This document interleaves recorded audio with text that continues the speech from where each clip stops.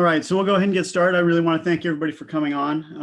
I do have a little bit of a slide deck to bring everybody up to speed. Let's see, got to get to it. And use the screen. So you should be able to see my screen. Let's see, get some of this stuff out of the way. All right. So we're actually in week 3 now of doing these. So we've come a long way. We've started out with doing we started with little kids, and we've been working our way through. So this session, we're really going to be getting more into the high performance end and getting kids out of their local environments and into what we would hope be tracking to be able to do things like the Redlands Classic, which is what I have behind me on the board. So today I'm just going to give you an orientation to today's session. We'll do a check-in like we've been doing in other weeks, and then we do have a Google Doc link that I've dropped into the chat window, and I'll drop it in again before we really get going. And you can just type in comments in there anytime. You just kind of go through the document, and you can kind of see the questions that we're going to be asking, and I'll be facilitating those questions and bringing up conversations so we can get some ideas down. The session is recorded and it is transcribed, auto-transcribed. And so if you don't want to say anything on air, please don't. We can do a sidebar conversation later on. If you have something that's sensitive that you want to talk about, that's totally fine. We can just set up a time to talk about that later. When we started this process, we had Kristen Diefenbach come on, and she talked about long-term development models and that there's a variety of different models. And we're just using the American development model as our framework as we work through this, but it's not necessarily the perfect one for our sport. And there are other models that we can be examining for the future. When we look at a person's capacity versus their developmental age, what we've come up with is that you have this kind of continuous process starting from when they start on a balance bike, which is where we started our conversation, up till they're competing, and then as they move through the ranks to developmental elite teams and up towards World Tour and that kind of jazz. There's some critical things that go with it. The overarching goals that we've kind of figured out is that the first thing we need to do as a sport is we need to show that we are organized, which means that we have a continuous process that can take a little kid from being on a balance bike all the way through World Tour without any breaks along that continuum. Because if you have breaks along that continuum, what's going to happen is your kids are going to drop out of the sport and they're going to go somewhere else. And so we want to try to prevent that type of loss of ridership. The second part, and I think we're going to have a more discussion about this today, is we really need to legitimize the sport. And in one of the conversations, we had a lot of discussion about school-based sport and the potential of needing to move towards varsity sport and being able to get letter jackets and things of that nature, and do it on a holistic level, so around the nation. And we're just not there yet. A couple of the real primary principles is that when you think about that continual process, you need to have curriculum-driven approaches. And as I talked about, you need to have continuity in the process, taking little kids, just discovering the sport, moving through and exploring and adventuring within the sport, and then challenging themselves once they get out to higher and higher levels. There's a lot of other things that go along with this. We've talked a lot about teaching life skills through sport, the social engagement part being extremely important, especially in the younger ages. I'm sure that we'll talk about that again here as we move the kids through to these more highly competitive levels. There's been a lot of discussion about leadership and developing leadership, having kids act as role models, as leaders, as mentors for younger groups and things of that nature. There was a lot of discussion early on about even community engagement, doing things like team trail corps, even in the younger kids, like 10 years old and things like that. And that's going to be continuing as they move through. So it's just more engagement with the sport. And of course, we need to have affordable bikes that fit them properly so that they have positive experiences, and so they have the correct kinematics so that they can do the skills properly and be effective bike racers. And then this is all layered on top of the risk management policies that most of which are in place now. The end goal is for us to be getting people all the way through so that they're riding for a lifetime. Most of us that are on the call that I see, we're all lifetime cyclists, so we kind of know the drill in that department.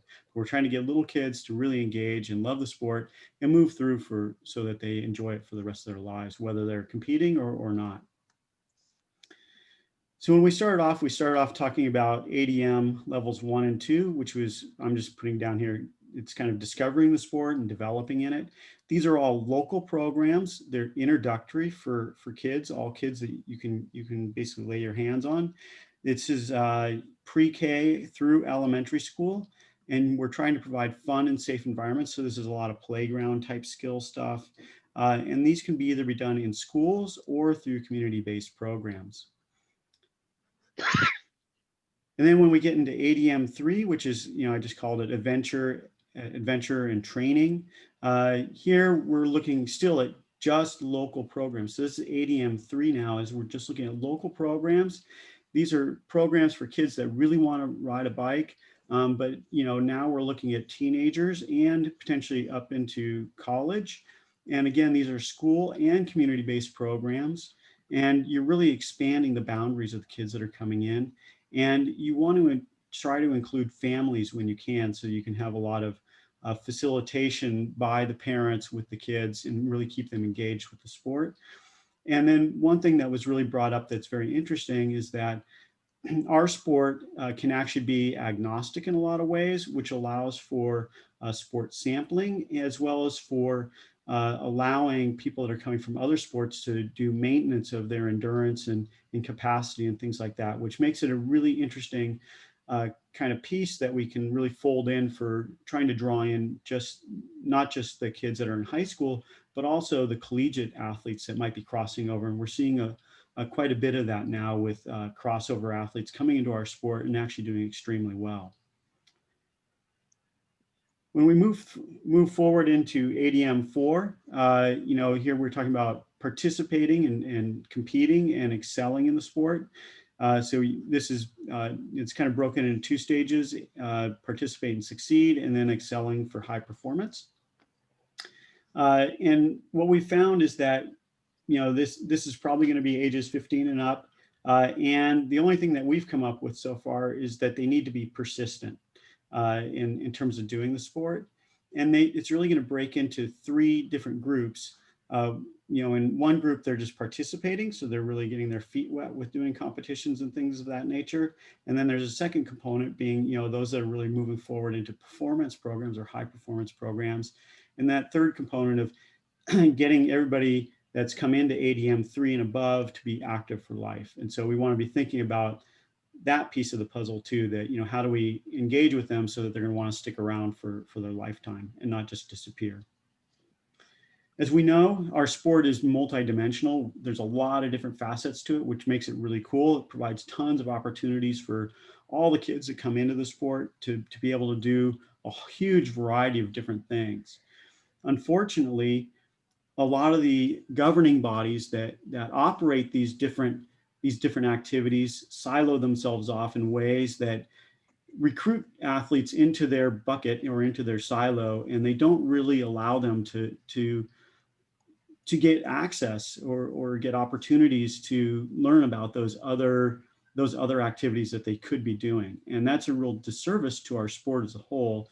And one of the things that's come out of the conversations that we've had so far is that we as coaches actually provide conduits for the kids to be able to move between the silos, because we may understand 2 or 3 of these silos fairly well, and we can help the kid navigate that world. So I think that's something that we really need to bring to the forefront as we move forward as a sport, that coaches really provide a knowledge base that allows for success with the athletes, because we can help the kid navigate the different opportunities that are available to them. I just want to bring everybody back to the idea that all the activities that we talk about, they're coach driven, but they're athlete centered. So we really are focused on helping the athlete achieve what they desire, right? We're helping them find that direction, and we provide them the knowledge and get them on track. but really it's focused on what the athlete wants to do and not so much on what the team or even the governing body wants, right? We want to help the athlete enjoy the sport. So there's really several components here. First off, we have the passion for the sport. So we are all very passionate about the sport, but as coaches, we actually hold the knowledge base, which is fairly unique. And then if you combine those two things, passion plus knowledge, we need to combine that with processes that help the athlete to move through our sport. And then the other piece of this puzzle, which is always very tricky, is you need to find ways of generating sustainability to those processes. And a classic one is, the bike club, which doesn't really have much infrastructure, and you have an angel donor that's pouring a lot of money into it. This could be a team also. And then once that angel donor goes away, it dries up, right? It's because you don't have a sustainable mechanism to move people through the sport. All right, so that's it for the slide deck. Let me get back out of here. And we'll go ahead and do check-ins. So for those of you who've done check-ins before, you kind of know how this goes. The transcription system needs the voice and a name to go with it in order to be able to transcribe properly. So that's the primary reason we're doing it, but it's also an icebreaker. So we just learn a little bit about somebody. So I'm going to pick on Dave Grills for giving us an icebreaker question, since you've been through a number of these. Thanks. Put me on the spot right there, right up front. Who's your favorite athlete?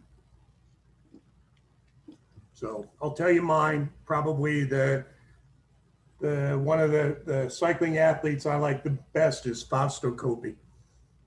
So that's me. I'm Dave Grills. Happy, you want to go? Sure. I'm Happy Friedman. I'm in New York. I'm a bike fitter. And my favorite of all times is still Eddie Merckx. I got to see him race in Montreal at the Worlds, and it was impressive. Mr. Armstrong. I'm Andrew Armstrong in Dallas, Texas. And let's say Chad Haga. Joe Holmes. Joe Holmes, Bainbridge Island, Washington, outside of Seattle. I'll say cycling wise, Bernardino has always been the man for me. Jim Schneider. Sorry, I had to unmute. I'm Jim Schneider from St. Louis, Missouri. And I'm an Eddie Merckx fan too. I guess it's because I'm old. We remember. That's right. Robert Reppert. Hi guys, Bob Reppert. I'm here from Rock Hill, South Carolina, Charlotte metro area. My favorite athletes keep changing, but right now I'm kind of fond of Mark Hershey. Tad. Oh, Happy New Year, Sean. Tad Hamilton, Boise, Idaho. And I grew up a baseball kid. My favorite athlete, he just passed away last year, and his name was Bob Gibson. He's quite an amazing pitcher. He's a black man in a white man's sport. And he was very intimidating and very successful baseball Let's player. hear it for the St. Louis Cardinals. Hey, go Cards. Chris Greed. You're on mute. Thanks, Chris Creed, Festus, Missouri. Sorry if I'm in and out. My internet connection is quite unstable. And I'm going to go a little bit off of cycling too. My favorite athlete is Rocky. Rusty. Hey guys, Rusty Miller, Greenville, South Carolina. I run a junior development program team. I'll have to go with because of recency bias. I just got around to watching The Last Dance. So I'll say Michael Jordan. Inside cycling, I'd have to go with alumnus of our program, Ian Garrison, because he's one of the very best humans in cycling. Let's see, who's next? Joe Lewis. Hi, Joe Lewis. I'm with Boulder Junior Cycling, and I'm in Lafayette, Colorado. I'm sure I'll come up with a better answer as soon as I get off this call. But for now, I'm going to say Tom Burnham, because when I was really getting into cycling and falling in love with it, he was the superstar, and I thought he was really, really cool. Mike Sayers. Yeah, Mike Sayers, Sacramento, California. My favorite athlete is Bo Jackson. Chris Marion. Hey, all. Chris Merriam from out of Washington, D.C. with CXR's Devo junior cyclocross team. I'm going to go back, Sean, to when you and I were racing juniors in California. Maybe George Mount kind of broke some new ground, getting out and doing some grand tours. Or, I don't know, all those 7-Eleven guys. But we gotta give a shout out to Jeff Pierce for winning on the Champs-Élysées. And since he makes the national selection now, we'll go with him. Daniel Hastings. Yeah, Daniel Hastings, Seattle, Washington. And if you're going to lose with panache. Laurent Fignon. Katie Burford. Katie Burford, Winston-Salem, North Carolina. Here representing juniorsmatter.com, and my 8-year-old is my favorite athlete. Lynn Ingram. Hi, I'm Lynn Ingram from Los Angeles, and I grew up in Chicago. My all-time favorite athlete is Ernie Banks, because he actually came outside and taught all us kids how to play baseball. He actually played with us, which I think back on it and think he didn't have to do that. He was a very nice man. And I'm actually going to go with Greg LeMond. He was part of the reason why I ended up becoming a professional rider. We got opportunities to ride with him when I lived in Davis. We'd go out there a number of times a year as a junior and hang out with him and go for rides and stuff. That was a lot of fun. All right. So let me go ahead and bring up the document. Let's see. Let me drop it here in the chat box so everybody can get access to it. So go ahead and open up the Google Doc. My screen just went black. Okay, I got to move things around a little bit. Do you want me to share the document on the screen, or can everybody just see it all right? It's not showing up on mine. Okay, I'll go ahead and share it, and that way everybody will be able to see it. Where is it? There we go. So everybody should be able to see my screen now. So just to make sure we're all on the same page, is that the ADM 3 riders, as far as we could tell, that they're really just riding in their local environments and they're not traveling very much. And they have all these coach-driven activities that they're doing, but they're not going to what we'd consider your traditional regional bike races, fondos, gravel grinders, or any of that kind of jazz. So a primary goal is to maintain engagement with the kids in organized programs. And then, as I talked about, that at ADM 3, there's also a large room for us to be sport agnostic, drawing in athletes from a variety of other sports into cycling, although they may never race. So the kids that move through to ADM 4, they have a real desire to ride bikes, they're empowered, and they're persistent about moving forward in the sport. And that's about all we came up with as, kind of that overarching thing. And we're trying to work at the 10,000 foot view.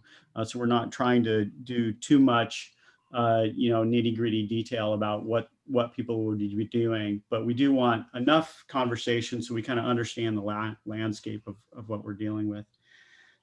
So our first question is, who is the target audience? And I've already put in a couple things in here. We have high school and U23 athletes, and they're just moving forward from ADM 3 into doing some sort of performance track. And this is, I'm presuming this is mostly competitive events, but it seems like there may be room for other types of things in here. Is there anybody else that we'd be considering as a target audience moving through to ADM 4 other than these couple of groups here?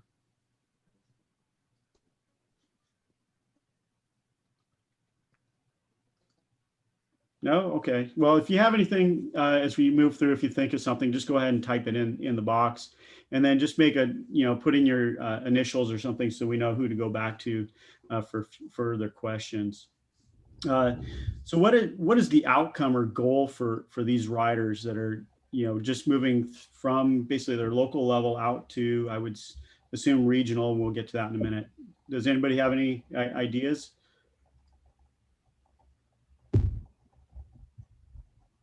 For them to eventually become professional or continue to move towards doing cycling as a job? Yeah, after the call a couple of weeks ago, Chad Cheney and I reached out to each other and started chatting just about. Thing I said was, hey, if you got anybody, that can compete on a kid that's good, that's how we found Sep. And so just reach out to the guy's got no road experience, but he's got the character and the talent for us to look at. So. I mean, so in that case, Chris, I mean, this goes a little bit beyond, but you're using the network in order to find athletes as opposed to athletes finding you directly. Well, we get them both ways. I mean, as I say that, we found a new Colombian kid, but he came from Brian Gomez from his hometown. So I guess that's from the athlete network as well. So, yeah, a lot of it comes that way, but we got to be open to the idea of these other kids. Like Jim coaches a triathlete that's amazing, and who knows, maybe he wants to get on a road bike or mountain bike or gravel bike or whatever, that kind of thing.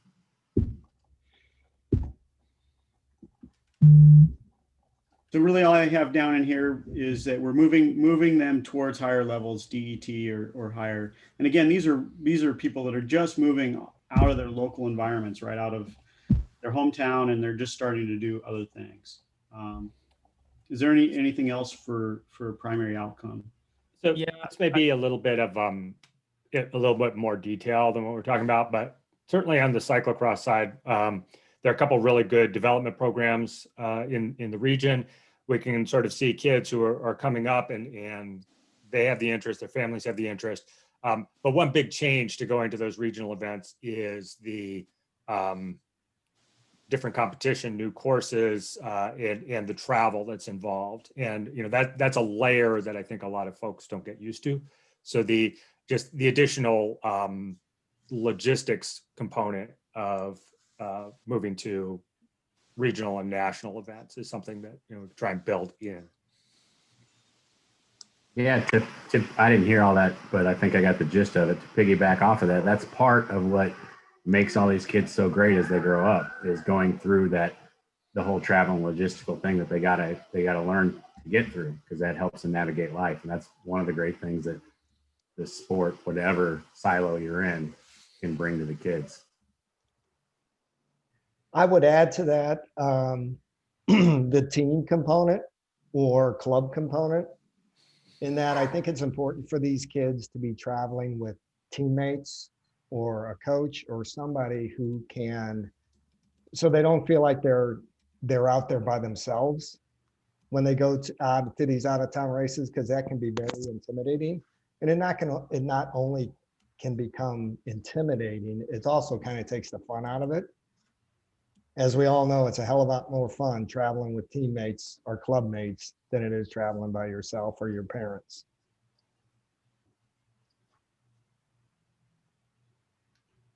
Somebody was typing in there, the socialization camaraderie component, which is, a good thing to think about.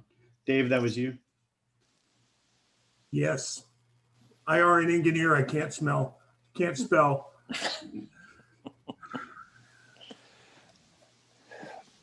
mean, that's good for now, probably. I mean, if you have other things that you think of, just go ahead and just type it in. Hey, just one more thing, Sean. Sure. Twice in the last couple of years, I've ended up with athletes that were varsity runners at local university that were injured and couldn't run anymore.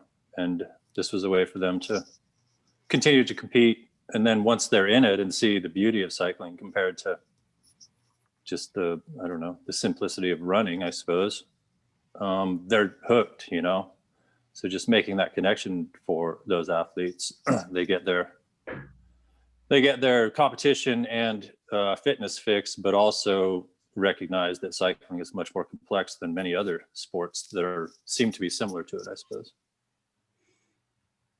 Yeah, and I think that's kind of what Kristen was getting at when she talked about, you know, that we really need to be reaching out for those crossover athletes. And then, you know, she was even thinking that, you know, if we reach out at an earlier stage and they start out using the bike just for maintaining fitness between seasons and things like that, is that we're already going to have the hook in them. And so it's going to be a much easier crossover if they do get injured in their sport or make the critical decision that, hey, you know, I really want to try this bike racing thing.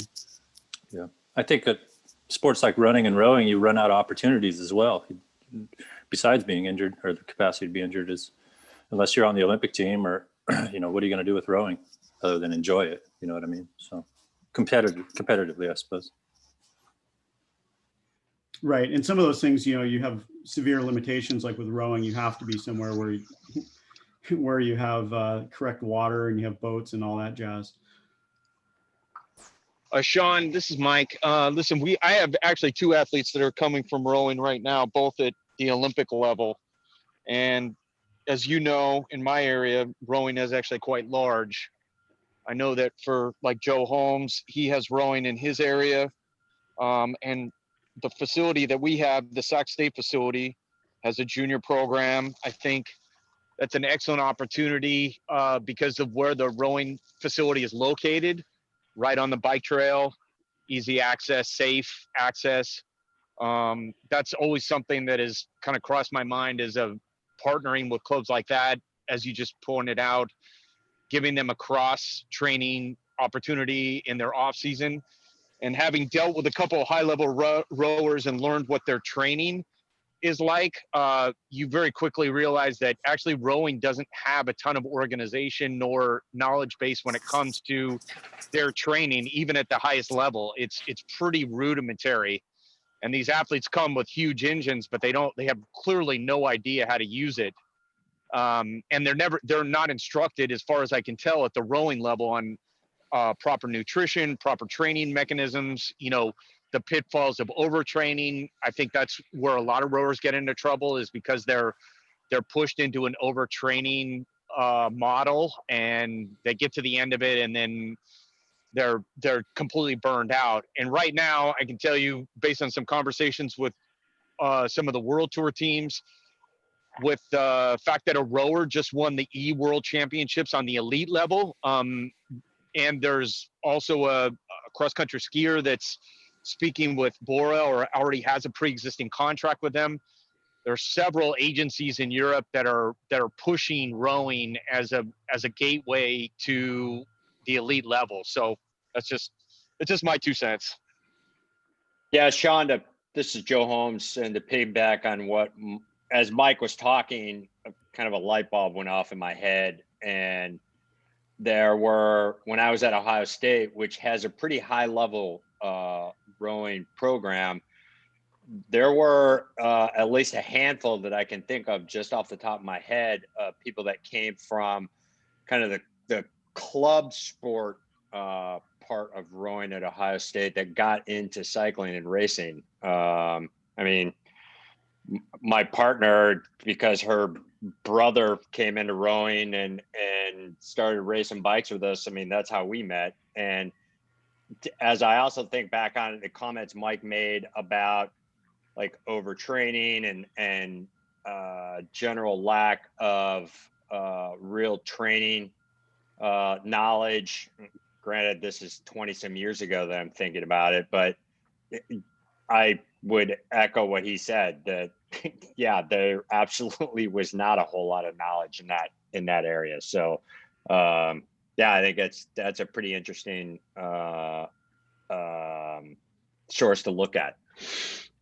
Hey, can I, a couple of the comments here have been helping direct people, maybe changing sports and all that, but also putting it in a cycling framework. I think a lot of our responsibility for kids who are making that step up is to help them not make mistakes, either the mistakes we made coming up or ones that we see others doing. And so it's almost framing the question in reverse as like, avoid bad outcomes, which can be burnout or technical problems or, all those sorts of things. But, we're perhaps not hitting a target, but really avoiding the things that would derail them from reaching their potential. Thank you. Use the processes, fine as we work with you. This is a lot. There's IT, coaches, parents. Happy, you're kind of muffled. Is better? Is better? You're still kind of muffled, man. How about this? It may be me. I'm a little congested. I've already bounced out once. Are you there? Can you guys hear him? Muffled No. is the right word. Yeah. Well, let me switch to another headset. I'll see what I can do.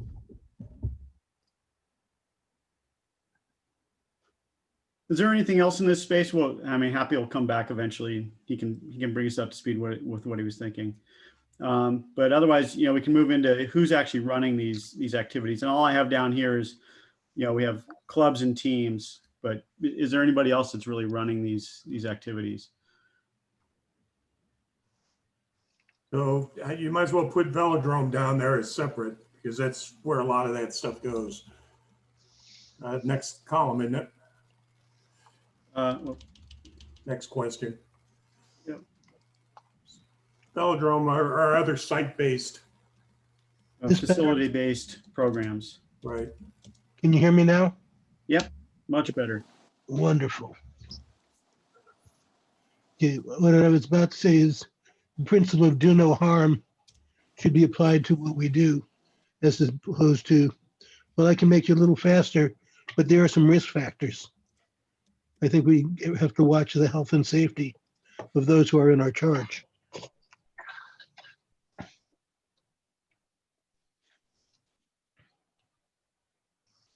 So there's also that risk benefit ratio.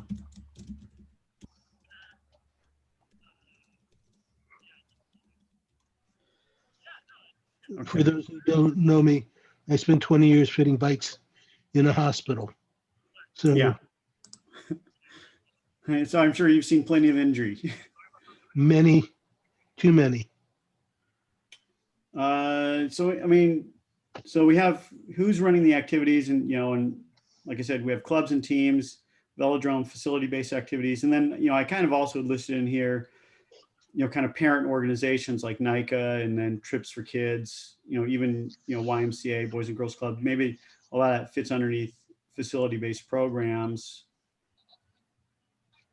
But now, we're getting the kids more regionally based instead of just local. So maybe there isn't so much of a opportunity for places like YMCA and Boys and Girls Clubs to be working in that space where they were as, in ADM all the way through ADM 3. There has to be some sort of handoff of the kids to other organizations that can actually properly support them.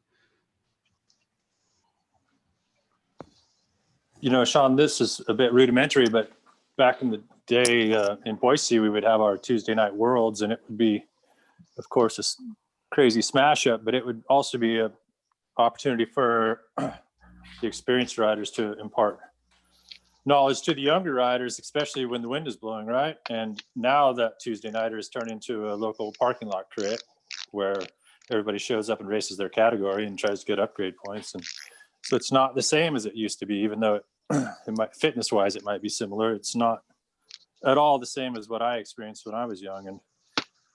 And the main reason for the change is because of increased traffic on the roads we used to use, right? Boise's grown a lot, and so we don't really have that opportunity. And so I often yearn for those days. That was a fantastic time. It was great for training, but also it's just a really great time to learn and to teach. And I don't know how we can ever get back to that with the way things have changed in our local areas.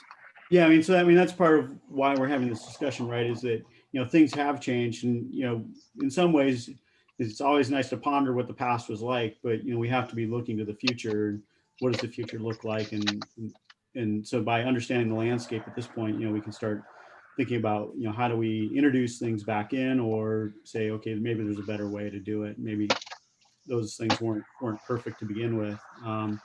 We didn't really even talk about in ADM 3 the role of kind of the organic group ride thing. We were mostly talking about organized club activities and things of that nature that are really coach driven.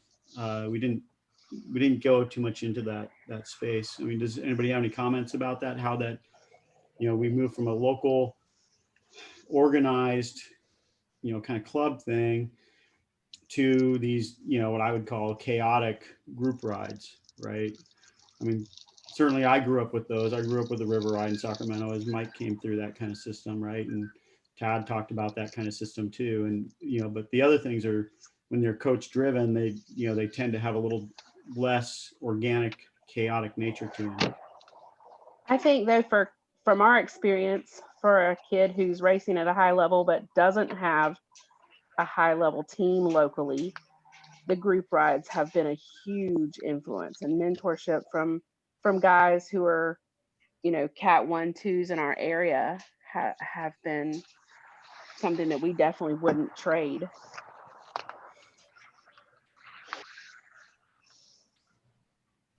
So Sean, I'm looking at your list that you put there, and I'd like you to pull high school based teams off. I didn't put that in there. Somebody else was putting that. Whoever put that in there, I don't believe that for this level that exists. I don't know that it couldn't exist. But well, even looking at the NICA model, I'm not sure how many real athletes move out of the high school base into something else. Well, I mean, that's part of what we're trying to discuss, right? Is that, the kids do get stuck, and this is at the point where they're moving off of the, let's just say we're moving them off the playground and kind of these safe environments that we're creating for them. And now we're taking them somewhere else. And I would say the NICA programs do that. I mean, you don't race at your local level in NICA, you're racing regionally. And whether the kids move out of that is a different question, right? Well, we haven't gotten to those kids yet. There's a couple, NICA, Kate Courtney's doing pretty well as a NICA alum. And there's some other folks who are certainly percolating up through that. They're not the place where they're learning sort of the advanced skills, the NICA clubs. It's more like a club soccer team or something that's more parent driven. But that transition is super important because that is a gold mine of talented, enthusiastic cyclists. But I see what Dave's saying, but that transition is super important for, I think, us to succeed. And I agree with that. I agree with that statement. But, I haven't seen from my experience in the Southern California area, it's almost like a lot of the kids that do NICA haven't been guided to anything else, number one. And number two is once they're out of high school, it doesn't exist anymore for them. So it's kind of like that same transition we've always had, which is going from being a junior and being supported by your parents for the most part, and going to senior and having to make more of your way on your own, and or going off to college and having other needs for your time. So this is almost a whole separate session, but every time one of these online discussions about how cycling is dying in the US happens, I say no, we have unprecedented numbers, probably since back when we used to have 80 or 100 juniors racing criteriums in the 1980s, with kids coming up, but getting them into collegiate racing, getting them to be able to try out other flavors of the sport, getting something else out there is, I 100% agree, it's something that we got to work on. But that's a a whole nother day of brainstorming where that can be. But No, there are just so many kids out there who really like riding bikes right now. So Dave, Yeah, but my experience, listen, I think I have more experience with this NICA transition than almost anybody. And I mean, I can just tell you the root of this problem starts with the NICA leadership. They actively block their athletes from moving to other parts of cycling. They actively block it. It's part of their message that their athletes should not participate with anything based in USA Cycling or anything outside of their organization. And they have no desire to even help those athletes transition after they leave high school. When they leave high school, they just, all right, well, they're not our athlete anymore, so they can do whatever they want now. But we all know that by then it's too late. So this discussion needs to start right at the top of NICA.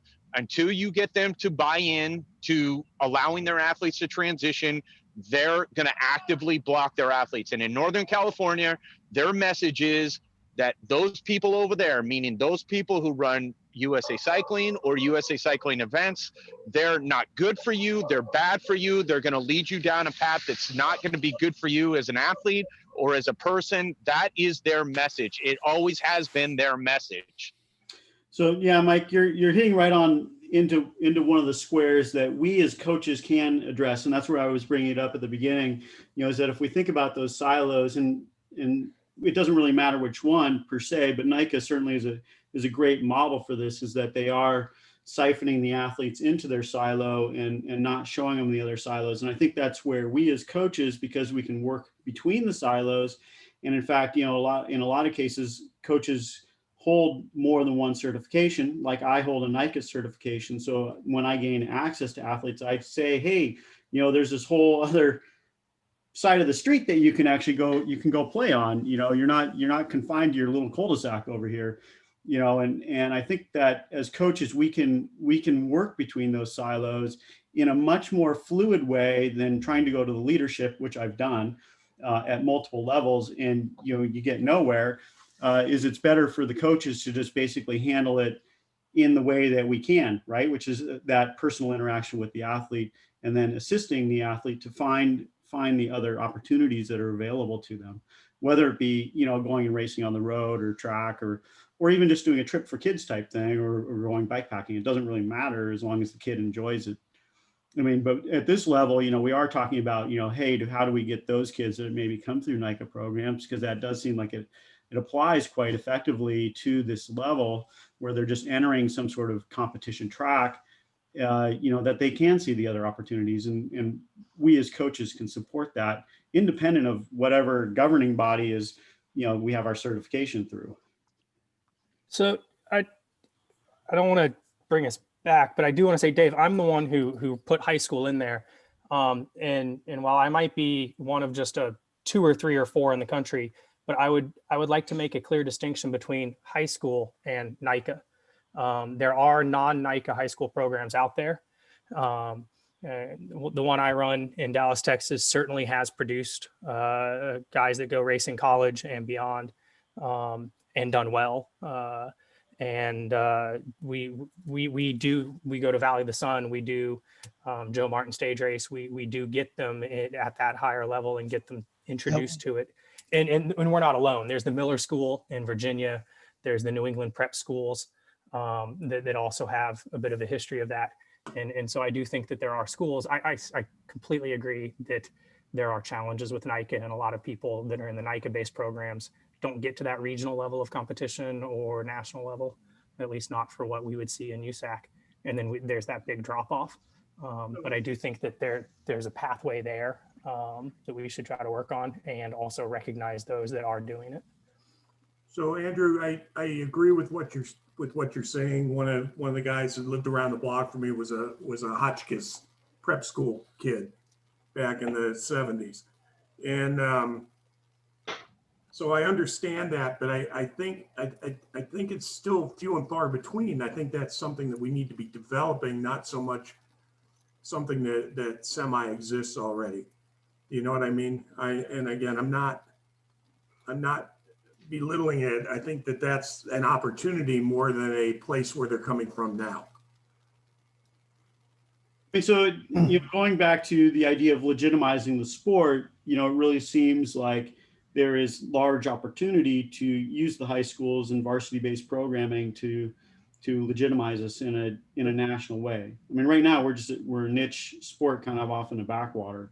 But you and I have had this same discussion, and the discussion is if we start including the junior kids' high school's name in their results, then that automatically starts pulling at least a chance of getting somebody recognized within their high school for competing and other things. And you and I've had that discussion before, and that's just part of, and it's basically a no cost way of expanding at least the awareness of the sport a little bit. Right, and based on our attempts, which failed here in Southern California a couple of years ago, is that it probably has to be driven from the NGB level. I don't disagree. Or this organization. One of the things that we need to do is decide what we offer that the parents would find interesting to have their kids learn that they're not going to learn elsewhere. And I think that may help because they're the ones who are paying the bills. And I learned when I was coaching at Columbia, if you don't show them what they're doing, they're not, why do you need a new bike? Because we're racing. That's not good enough. Give me a good reason. And we'd take them out with their kids and do a skills ride. That's why he needs a new bike. So we need to be able to show parents there are reasons to do what we're doing that they're not going to get anywhere else. Well, I think that goes into the continuity of the continuity in the programming and showing that we actually have a real curriculum that goes along with that we have all the processes in place. Because right now, I mean, as a sport as a whole, we kind of look like a chaotic mess, unless you're with somebody like Boulder Junior, that has things really nailed down.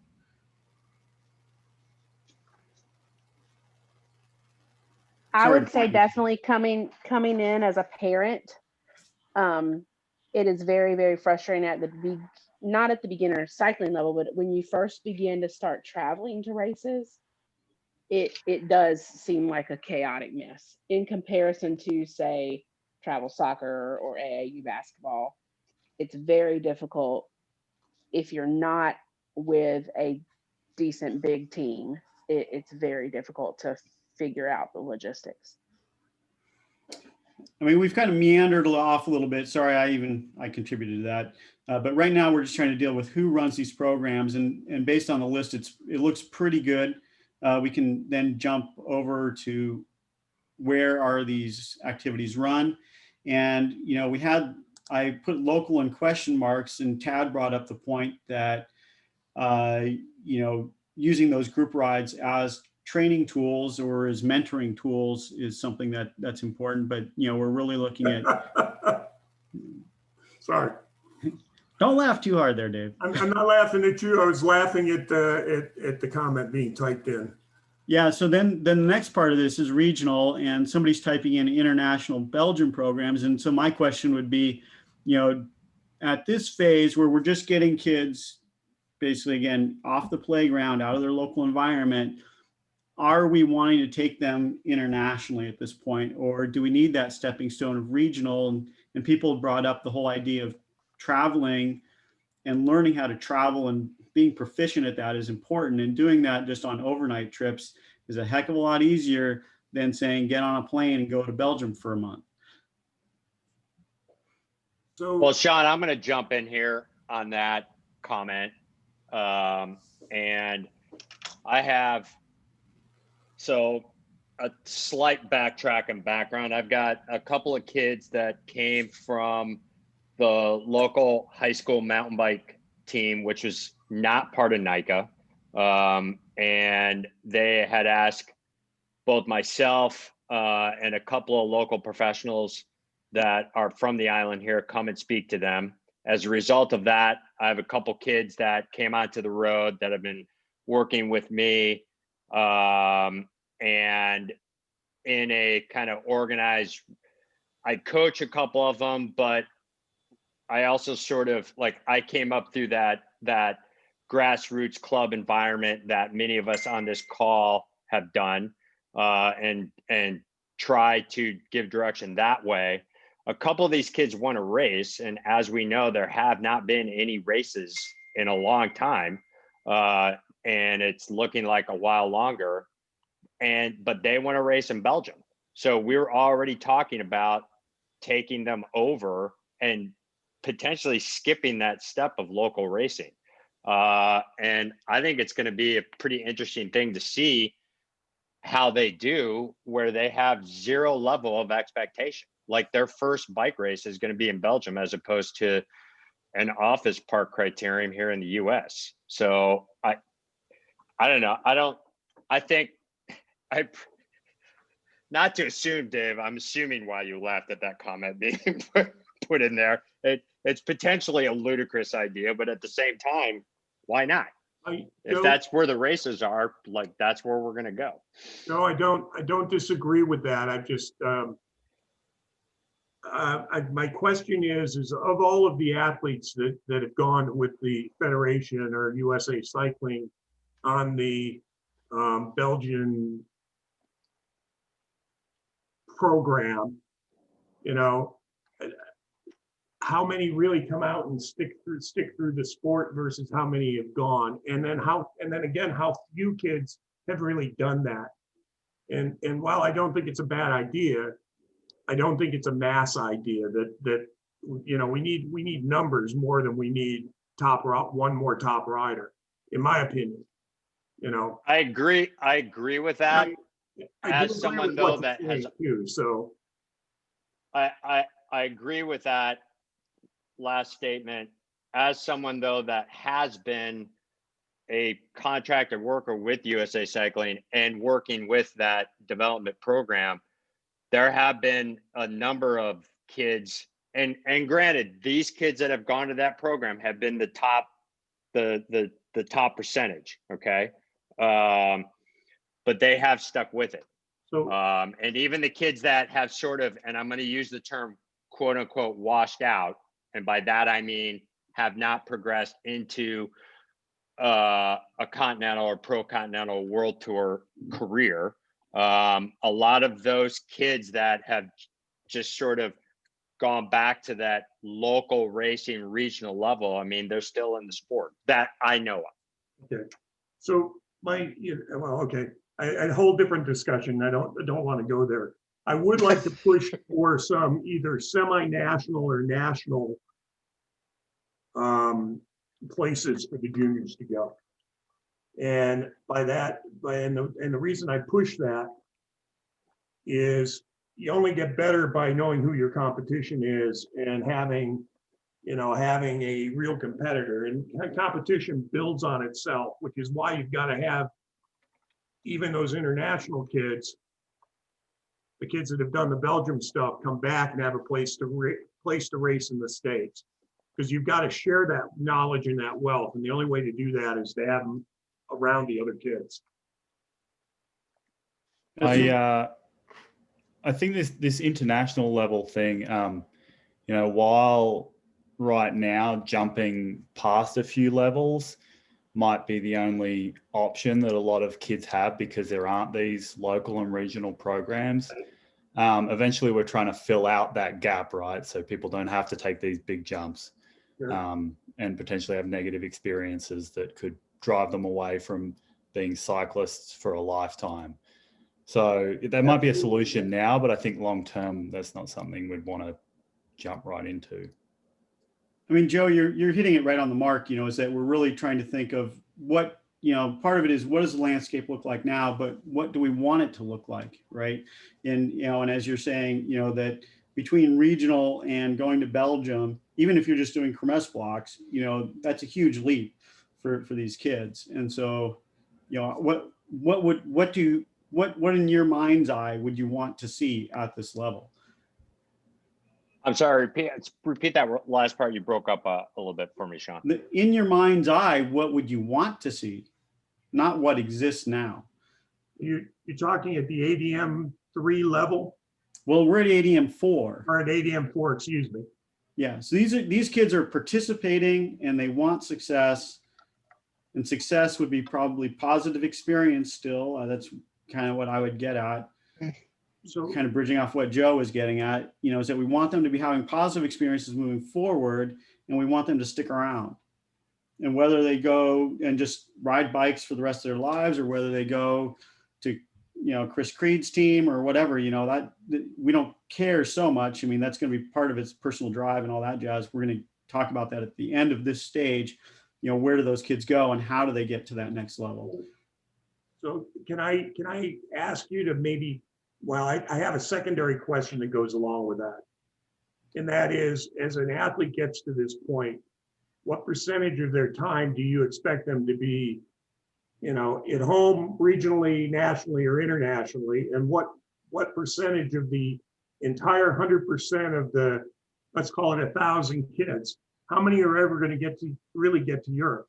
10, 20? Is that really the best road to potentially being a top track cyclist or something else? Is you've got to have, it's got to be set up proportionally. And while I do agree that those very tip-top kids that want to be road riders, and even the track riders need to go get experience and be there to learn that, we've still got the other 98%, 99% that need something else. I mean, Dave, that's an interesting way to look at it. So when we say, where are these activities run, let's just try to ascribe some numbers there to local, regional, national, international as a percentage basis of the kids' time. Yeah. I mean, maybe that'll be helpful for us to understand what this landscape should look like. Could I throw one idea as to what's needed? Yeah. So this is what we need, what we want them to do. Let's start with what's available. No. Well, no, we don't want to know we know what's available. Shit all's available. In New York, I don't even know what's all available because we want to build a new ecosystem. Fine. I got a shovel. All right. Thanks for coming on, Happy. No, I'm not leaving. I have a shovel for building a new ecosystem. Can I make a comment on Joe's? You guys again are in and out. So if I'm, but I really, you've got some committed, talented athletes that don't know any better. Why wouldn't you have somebody take them over and submerge them into that over there? I'm not saying everybody should, because like you guys are saying, we've got to have everything else over there. But if there's somebody that can actually take a group of juniors or a group of kids over to Belgium that's not doing athletes in mind first, and where they don't care about burying these kids just because that's how they're making their living. I think that's where sometimes this goes wrong. But if you got somebody that really cares about developing these athletes, you only know what you know. These kids, they don't know any different than, hey, I'm going to compete at this level. I mean, we've seen that with certain kids, and some of the certain kids that Scott McGill, for example, the reason we picked him for our team was because he went on his own over there like that. And to your point, Dave, we got to have these other, what we're talking about here. But just like everything, there's all these groups working on kindergartners, there's groups working on middle schoolers, there's groups working on high schoolers. And I mean, what's to say that, there becomes this really kick-ass junior program that just takes these kids over there, and I don't know. I don't think that's such a horrible thought. Now to send every junior over there and watch them drown, yeah, that's not a good idea. On that, and to Chris's point, and how we've kind of been talking around this, and it's a chicken and egg thing, right? Like we know there are no races are going away here in the US. That's the bottom line. And even when there were more races to go to, so I used to run a program similar to the program that Chris runs, and the amount of resources that we had to use to get to all these races all over the US.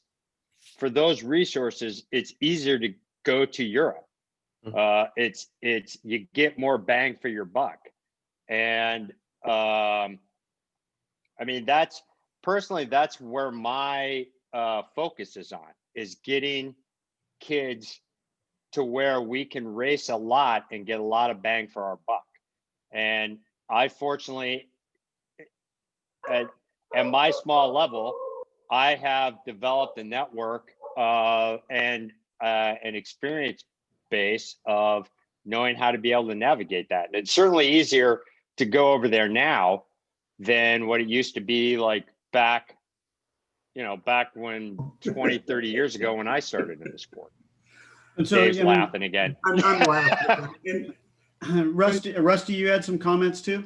Yeah, just in 30 seconds, I think one thing that we need is just a lot. Somebody hit it a second ago.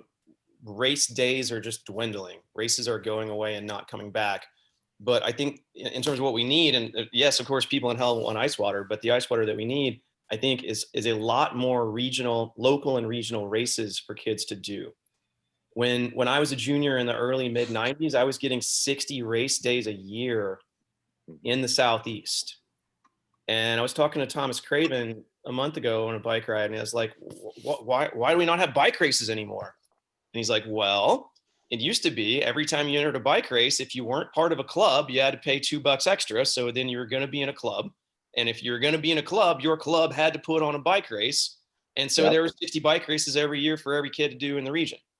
And he's like, if we could require clubs to put on a race and require riders to be in a club again, then maybe we have bike races again, because you can't be a club if you don't put on your own bike race. That's my only thing. If we had a lot more local regional racing, we wouldn't even have to talk about getting plane tickets to Belgium. Well, and that's a discussion that's come up a lot.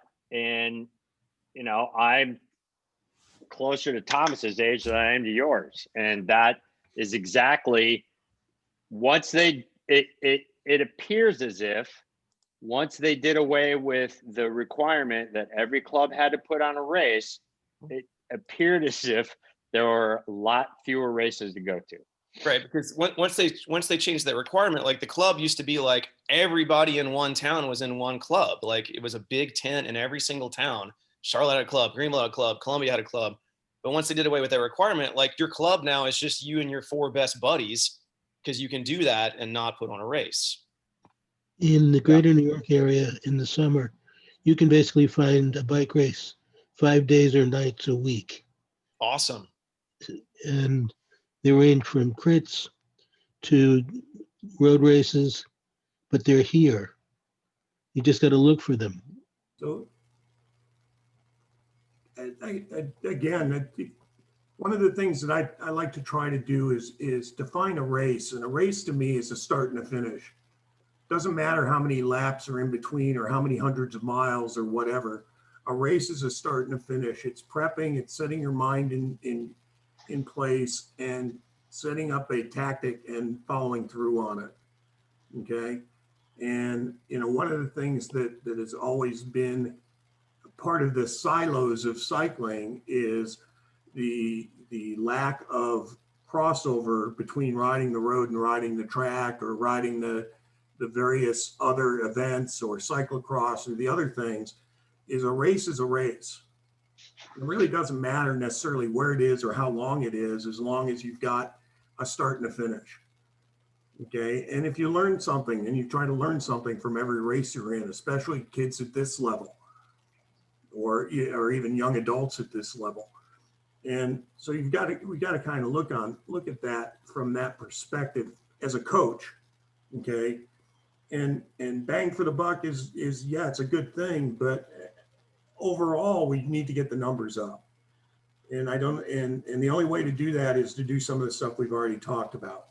And again, I'm not against going to Europe. I enjoyed when I raced in Europe. I had a good time, except for when they were hilly stage races that I always came in last, but such is life. The real point is getting the numbers up so we have more kids to take to Belgium. you know, or more kids to get to that point. And so there's a short term where I think that international trip thing, when you when you identified a good athlete, it's not a bad plan. I like it. But, you know, what are we going to do? What are we going to do for the next set of Olympics? Right now, we need to find athletes between 12 and 20 years old, right? How are we doing that? Just to back that up just a little bit, Dave, is that, you know, when we went through ADM 1, 2, 3, is basically what we discovered is that nothing exists, is that you're Correct. jumping in, even at NICA, you know, you're jumping in and you're immediately asked to go race. You're not allowed to find your way through the sport. And then if you are finding your way in the sport in something like NICA, which is where most of the kids are going, they're siloed off and they don't find the other aspects of the sport, at least not easily. And so, you know, now here we are at ADM 4, and if we've done our job properly, we've created a much bigger funnel. And so we have a lot more kids. And so from an ideal standpoint, I'm just going back to where we are now on the list. It's like, where would the activities be run? Based on the conversation, it sounds like it would be ideal if we can do these things locally and regionally. And then if we're providing enough event days, whatever those look like, we'll get to that the next step. Then they don't really need to go national or international, but, you know, the goal is to get them more days, so of more event days. So here's somebody's putting in percentages. That's me. I think the danger of Europe, as I remember with my kids from Colombia, is they were being offered vitamins and assorted other supplements. We're not going to go into that part of it. That's too far down in the weeds. So, but yeah. So whoever put the percentages in, I would push national back to about 15% and put 5% international, because you need to have that. Okay. That is a valuable part for the more elite athletes. Okay. Remember that we're going to be having them make a jump. We're only talking about the kids that are just entering, and then there's a secondary level that we're going to get to in a minute. Okay. Well, so we may come back and revise this. Yeah. That's fine.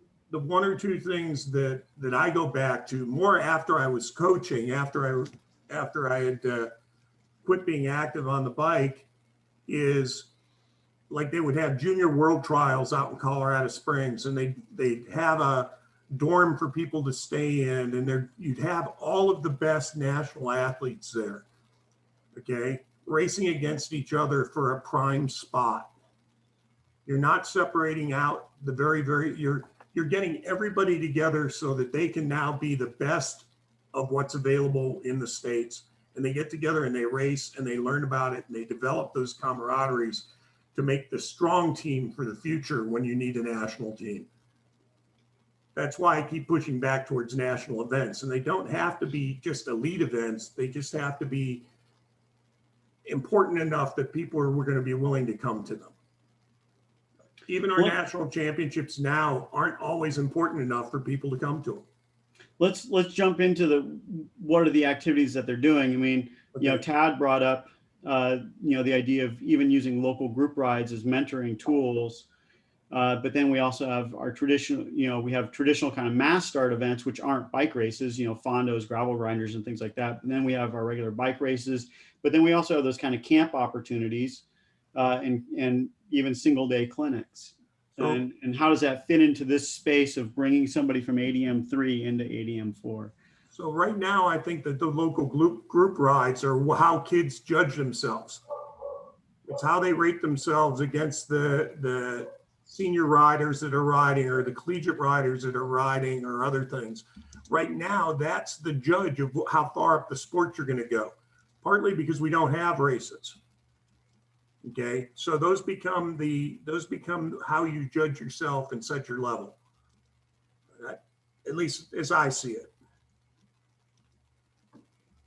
I agree with that. And that's in place of races, as you said. But yeah, ideally we would have sanctioned races that could take place of those things. It's also how these kids get recognized right now. It's how they get recognized and pulled in to maybe look at going to Belgium or something else. Okay, they're showing that they've got the tenacity and the strength and the other stuff to be there.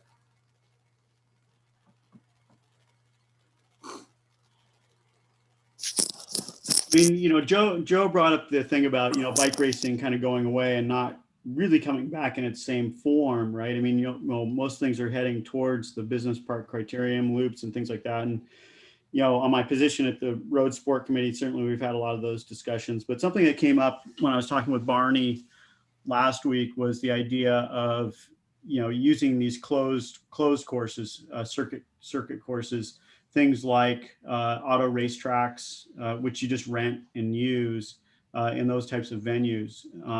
And does anybody have any thoughts about that kind of platform for running traditional bike races in the future? They're a little more regionally based, and they're site specific, so not unlike a velodrome in some ways. So Sean, it's just like a bike park building a criterium course. Right. So I mean, when you go to build a criterium course like that, that's a pretty heavy lift. I've kind of looked at that format. I mean, Chris, you've certainly done this. When you're in your location, just building out a kind of a park track, kind of thing. It's similar concept, except now we're talking about paved roadway. Do you have any comments about making the lift at a local level to build out a custom design space?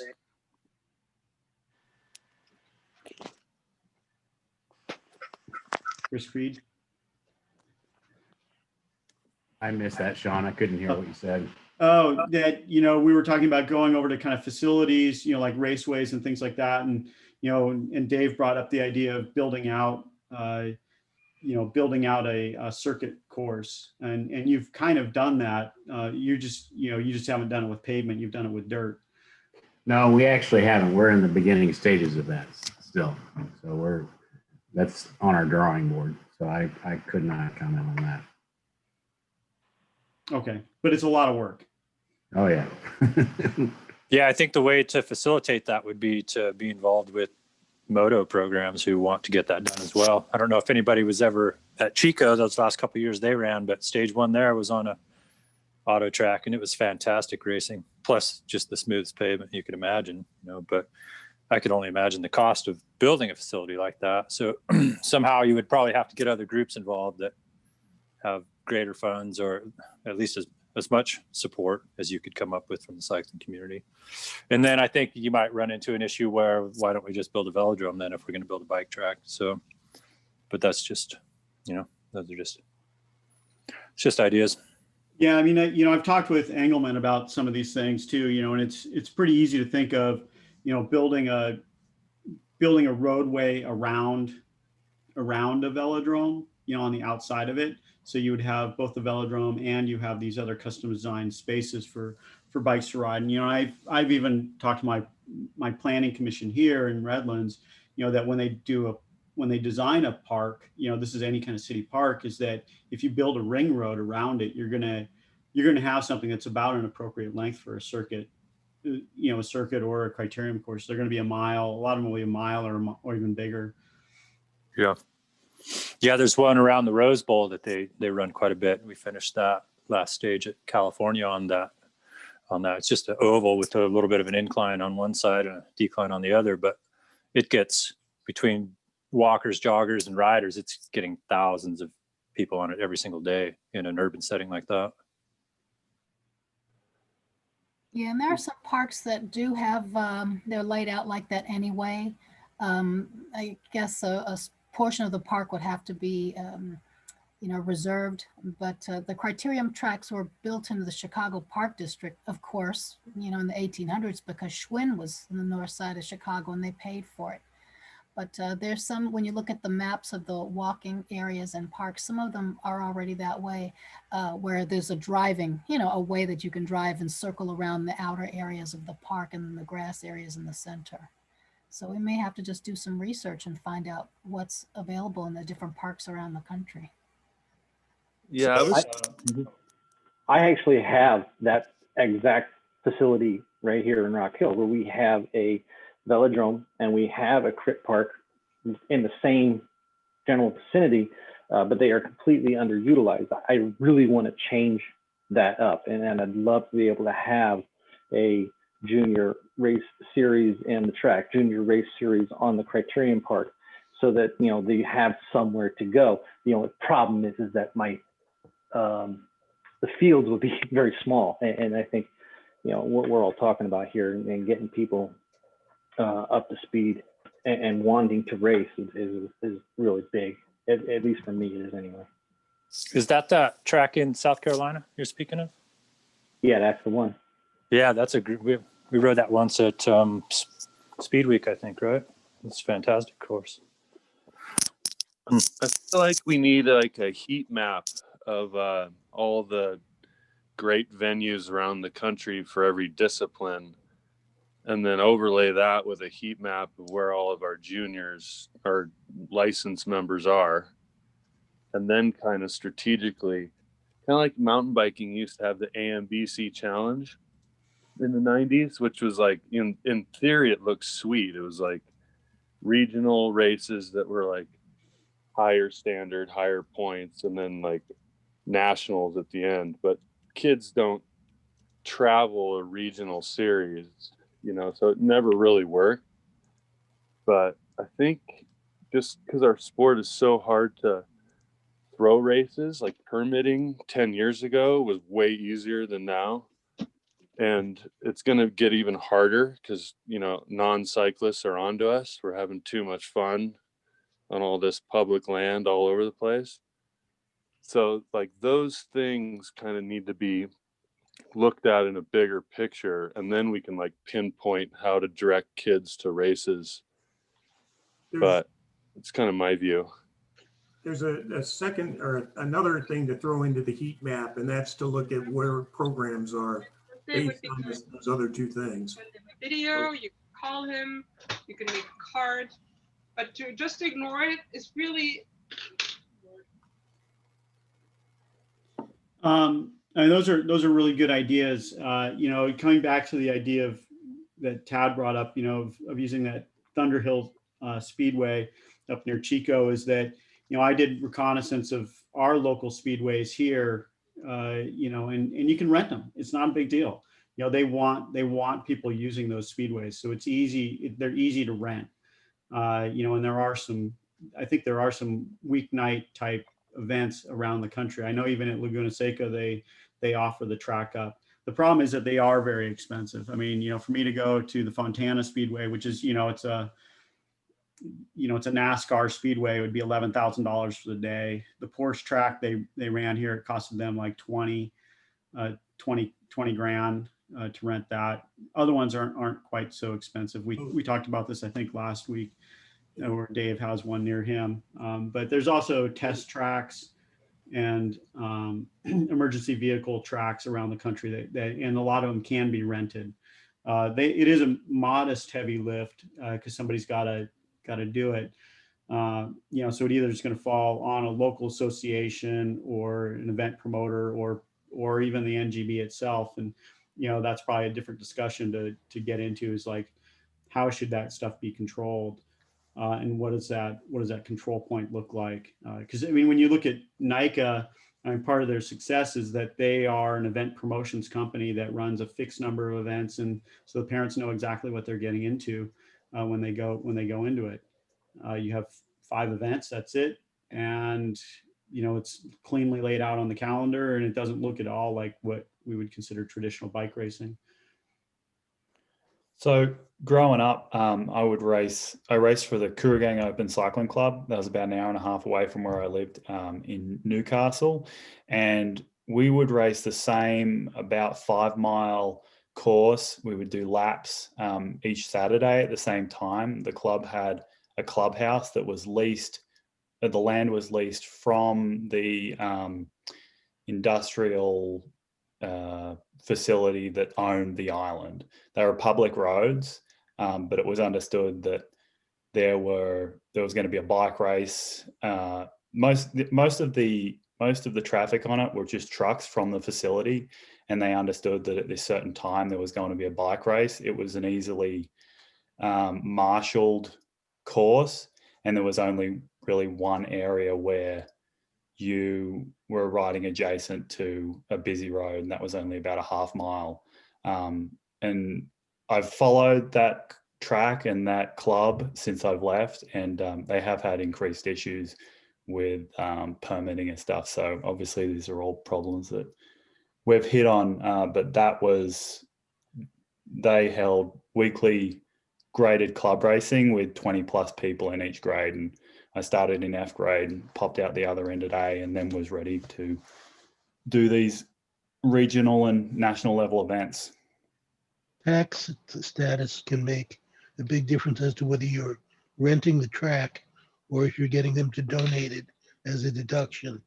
So if we have in New York State, Watkins Glen and Lime Rock, and I remember doing Watkins Glen, and it was a charitable donation so that they could cut their tax liability for us to use the track. So we need to look at places and see if they can take an in-kind deduction off of the property for us to use it. All right, I mean, so some of these things look like they may actually fall kind of at the NGB level to help navigate, right? You know, just even thinking along those lines is you could go to NASCAR and say, okay, what would a partnership between USA Cycling and NASCAR look like? So now we can get used to the use of NASCAR facilities or something like that. So coming back around to what types of activities they do, we've just spent a lot of time talking about traditional bike races. You know, what about using other mass start events that are race-like, fondos, gravel grinders, things like that? And then we also have on the other side, you know, camps and clinics. I mean, clearly, you know, I mean, people on this call have run those kind of regional ID camps and things like that, you know, or even team camps, you know, and what role do those kinds of things have in really helping these riders navigate this next level of ADM 4?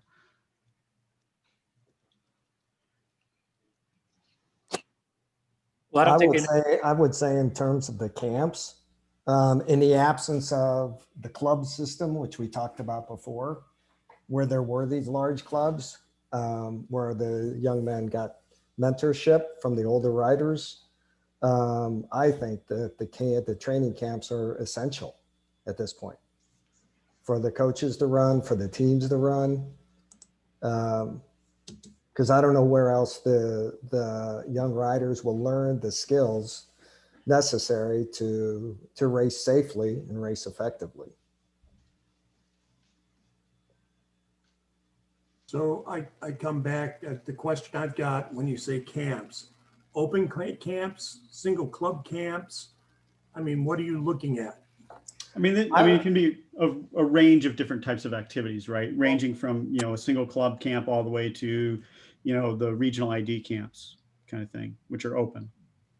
Yeah, they can also be informal and inexpensive. That Tuesday night course we used to run in the desert for 3 years consecutive. I just had the first week of Tuesday nighters was go out there and eat cookies and drink coffee and talk about riding in the Crossman. And so I would do a 2-hour session on a square 30K course that seems very benign and simple, but it actually is quite complex. And if you have never raced in the winds before, you have no idea what's going on. It's something like that is extremely helpful, right? So it doesn't, I think one of the local bike shops paid for the cookies and brought an urn of coffee out, and we just basically rolled around and talked about how to be effective on a course like that. So camps can be simple or complex or cheap or expensive. I mean, there's a lot of range in there, I guess, depending on what is suited for your local area.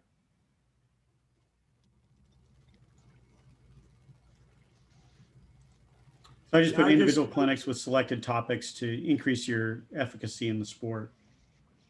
So you're basically learning, they're learning tools. So I'm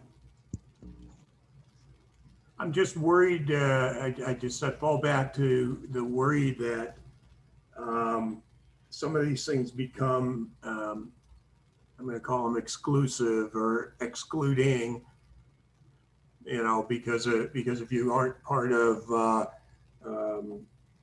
super specialized junior team or something else, or not at that level, you're not necessarily welcome to things. just a concern. I think we need to, my biggest concern again falls to overall numbers and being open, being inclusive. So, so in terms of who's running these, it seems like these should be run at the association level or even higher at that point, right? It shouldn't be, I mean, if it is club driven, the way I run our club stuff is they're all open format for the most part, but most clubs don't do that. They're closed, right? They don't allow others to join in. Just Dave, a thought. Dave, I couldn't agree more. I'm not going to date myself here by saying this, but before Chris and I started the Gateway Devo Club, what is it, 12 years ago now, Chris? Something like that. Back in the late 80s and early 90s, I had a junior program called the Spirits of St. Louis. It's the program that Kevin Livingston came out of. And my thought back then, and obviously it's a long time ago, but my thought back then was if somebody wanted to be on the team, they were on the team. I didn't want to do anything to discourage a junior from racing. And the team grew from a local team to a national team to an international team over the course of 5 years. And the numbers grew from probably about 6 kids to probably about 30 kids from all over the country. But, to your point, Dave, it was like, everything was open to every kid. And every kid received coaching. And it didn't matter, if they wanted to race a bike, we were there to help them. And I think it's got to be, at least from my own personal view, it's got to be from a club level or a team level. I think it's got to start there. So anyway, believe it or not, having come through when it was a transition from a total club sport to a fairly highly potentially sponsored sport, okay, we keep going back to where it's, if we can get back to some kind of club base and club ownership, we think we can make things better. Is that kind of a consensus here? I keep hearing it over and over again. I'm laughing now, Dave, and I would say yes. I would say yes too. If we're going to take a vote, I would say yes. It doesn't mean that system was perfect, but at least it encouraged participation. We need big clubs in every city that are big open tents rather than all the clubs being like 4 or 6 little dudes in a clique. Thank you. Mm-hmm. Yeah, I agree. Absolutely. 100%. I agree. I think these camps and clinics are great, but they need to draw from something that's more continuous, like local club racing or from a local club, and also be able to feed into something else. We've got this new Just Ride program from USA Cycling that's going to be doing these one-day clinics, but I'm not sure how that's going to lead to more people in the sport rather than just getting a bunch of kids on bikes for one day, but then where do they go from there? And maybe I missed something, but that's kind of what it seems like to me. No, you didn't miss anything. I've had those discussions with them, and I don't know if Boulder Junior is going to be part of that program. I mean, I am. I don't know if Durango is. CCAP is. I know that. We haven't all quite provided got to that we yet. provided content for them. So Will there be any peer-to-peer riding? In other words, kids getting to play leadership roles for other kids? And is it going to be star power? well, I mean, so that's just it. Is that I don't want to go in the weeds on that program. The way we'll run it is it'll be peer to peer. I mean, we'll bring our kids out to mentor, but not every place is going to do that, right? They're going to run differently. But I don't want to go too far into that because that's all the way back at level 1 again. Yeah. We're talking about level 4 now. So, hey, at the risk of getting sidetracked, Boise is an interesting situation right now. There's a really great youth program, which has graduated 2 boys to the World Tour, Barta and Jorgensen. And they're maybe 5 city blocks from Boise High School, which the NICA program at Boise High School outnumbers the football program 5-1 now. There's 30 kids playing football and 150 kids racing mountain bikes.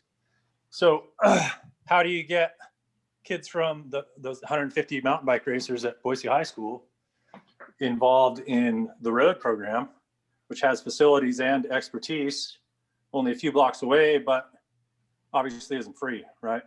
So I think NICA there's some limited costs there besides the equipment, but to actually get into that real development system is a big step up in cost.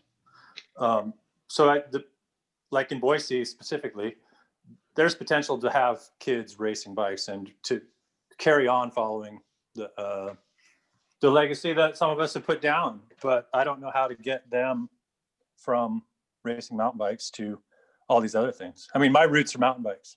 Right. So, that's kind of what I was getting at, Tad, is that, that is a big barrier, and, that NICA has generated this very large silo for the kids. And that's where, my bias is that we as coaches, like you with your background, you could just walk right in and become like a head coach for that operation and basically be able to tell the kids, hey, we have these other opportunities for you, and let's help you navigate that. And certainly when you look at what Durango Devo does, and how their operation is, and a lot of the operations in Colorado, they're hybrid clubs. I mean, so they have NICA operations that are part of their matrix to begin with. And so it facilitates moving the kids between the silos. Whereas, in California, if I walk up to any of the NICA clubs, I might as well just be pounding sand, even though I'm listed as a NICA coach within one of them.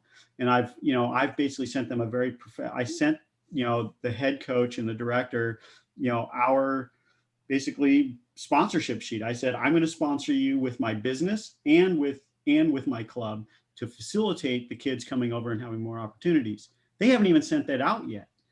And I mean, that's the level at which we're talking about. These are people that are friends of mine that aren't even sending things out. And it's that level of siloing people over. And it does come, as somebody else mentioned, it comes directly from the top of NICA.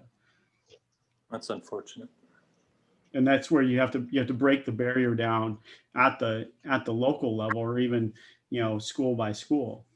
And it's by integrating as a coach within those activities and just doing it, some might say it's subversive, but it's really not. It's just, you're just helping the kids navigate this complex sport.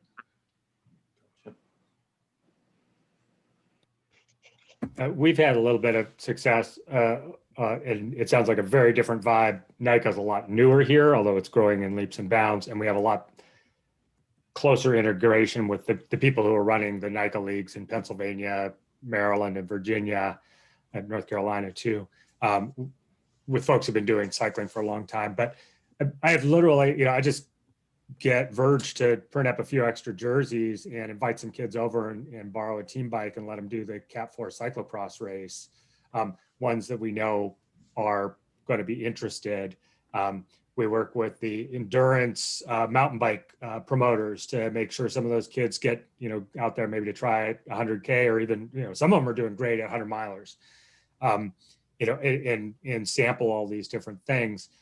So it's not siphoning so much because we're not conflicting with the race weekends, but just as a year-round thing, letting them know here's an opportunity, or here's an intro to road riding day that we're going to do, or here's what we're just a bunch of the kids who ride bikes around here are going to go for a big ride, and I'll drive the Sprinter around and bring snacks, that sort of stuff.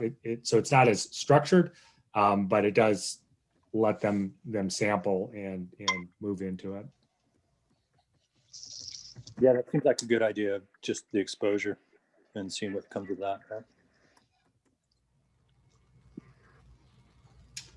I mean, so I see people typing things in, about days per week and stuff like that, and that's great. The only other thing I want to touch on, and what activities they do is, the mass start events, fondos, gravel grinders, and I think this goes down into whoever's typing down here about, a competitive training ride is better than a crappy race, and and you could say that fondos and gravel grinders kind of fall into what I would consider a competitive training ride, whereas a lot of people just call them races.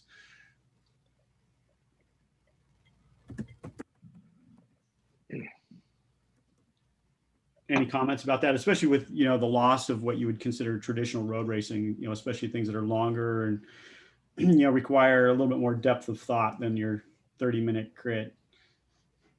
So the thing is that there aren't all that many fundos and gravel rides yet, you know, that they come out and they become the big event for the area.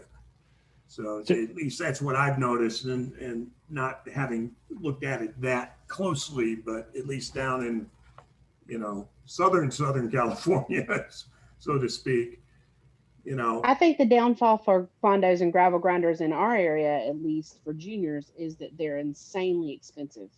Fondos around here are $150, $180. Gravel grinders can be between $75 and $110. I mean, that's just not doable for most juniors. So this is Chris again. Hey, all you West Coasters, we should when things open up again, you come out and visit here, and I'll come back and visit you all. Sean, do you have a kid at Cal Poly right now? Yep. Yeah. Okay. So my son's out there as well. They're riding together. You know, we're having this very different experience, but there's a lot to pull from the different things that are going on. To the point on the cost, a gently worded email asking for a little help from the promoter, if there's a group of kids that would benefit from doing that, can go a long way, I've found. And we can definitely get people in there, especially if it's a recognized, like a team program, and you're pulling them in, and, you know, we'll carry your Instagram load on behalf of the event. You can get a little bit of wiggle room there. It's not an every weekend solution, but you know, and along those lines, you know, I would say, you know, I actually called to a lot of promoters around here and tried to develop a junior series for fondos last year or so, and most of them were willing to talk. I mean, you know, and a lot of them actually do offer discounts already, as I found out, but, you know, it's not being well communicated to the junior community. And so I think there is a lot of maneuvering room there. And I especially, you know, with USA Cycling kind of moving into that fondo space, is that, you know, I think there's opportunity there for us to be able to use the NGB to be forwarding that message that, you know, that, hey, you should be providing discounts for juniors and things like that. And, you know, having some sort of special opportunities for them at those events. But to your earlier point, Sean, there's a huge amount to be learned for saddling up and doing a 5 or 6 hour race-ish event for the young folks. I mean, you just have to plan a lot of different pieces of your ride, and it's, you know, you forget after doing it for 40 years, all the thinking that needs to go into it. So there's a good opportunity to learn stuff there, even if it's not exactly a race experience. Exactly. I mean, that was exactly my point, you know, is that a lot of times they unfold much like you would consider a traditional road race in terms of how they go, which isn't at all like what you would see in the shorter events that we're typically getting now.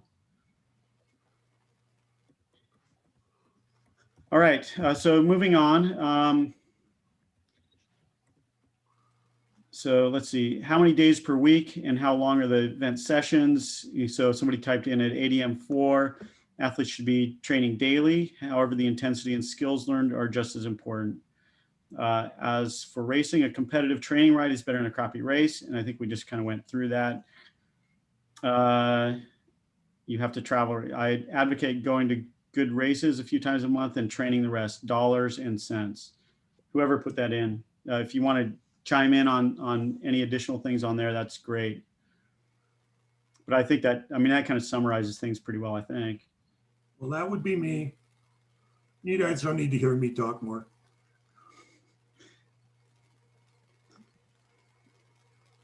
Anything else to add to that? I mean, it seems like it kind of covers things. We certainly don't have to like delineate what a training program looks like. The next part of this, and feel free to just make edits to that as we go. Delineating based on physical or developmental age. And so I just put down age groupings, capacity groupings, and somebody else has putting in skill groupings, which is, you know, I just capacity was kind of covering both of that. I need Ben to do something. I don't care what he does.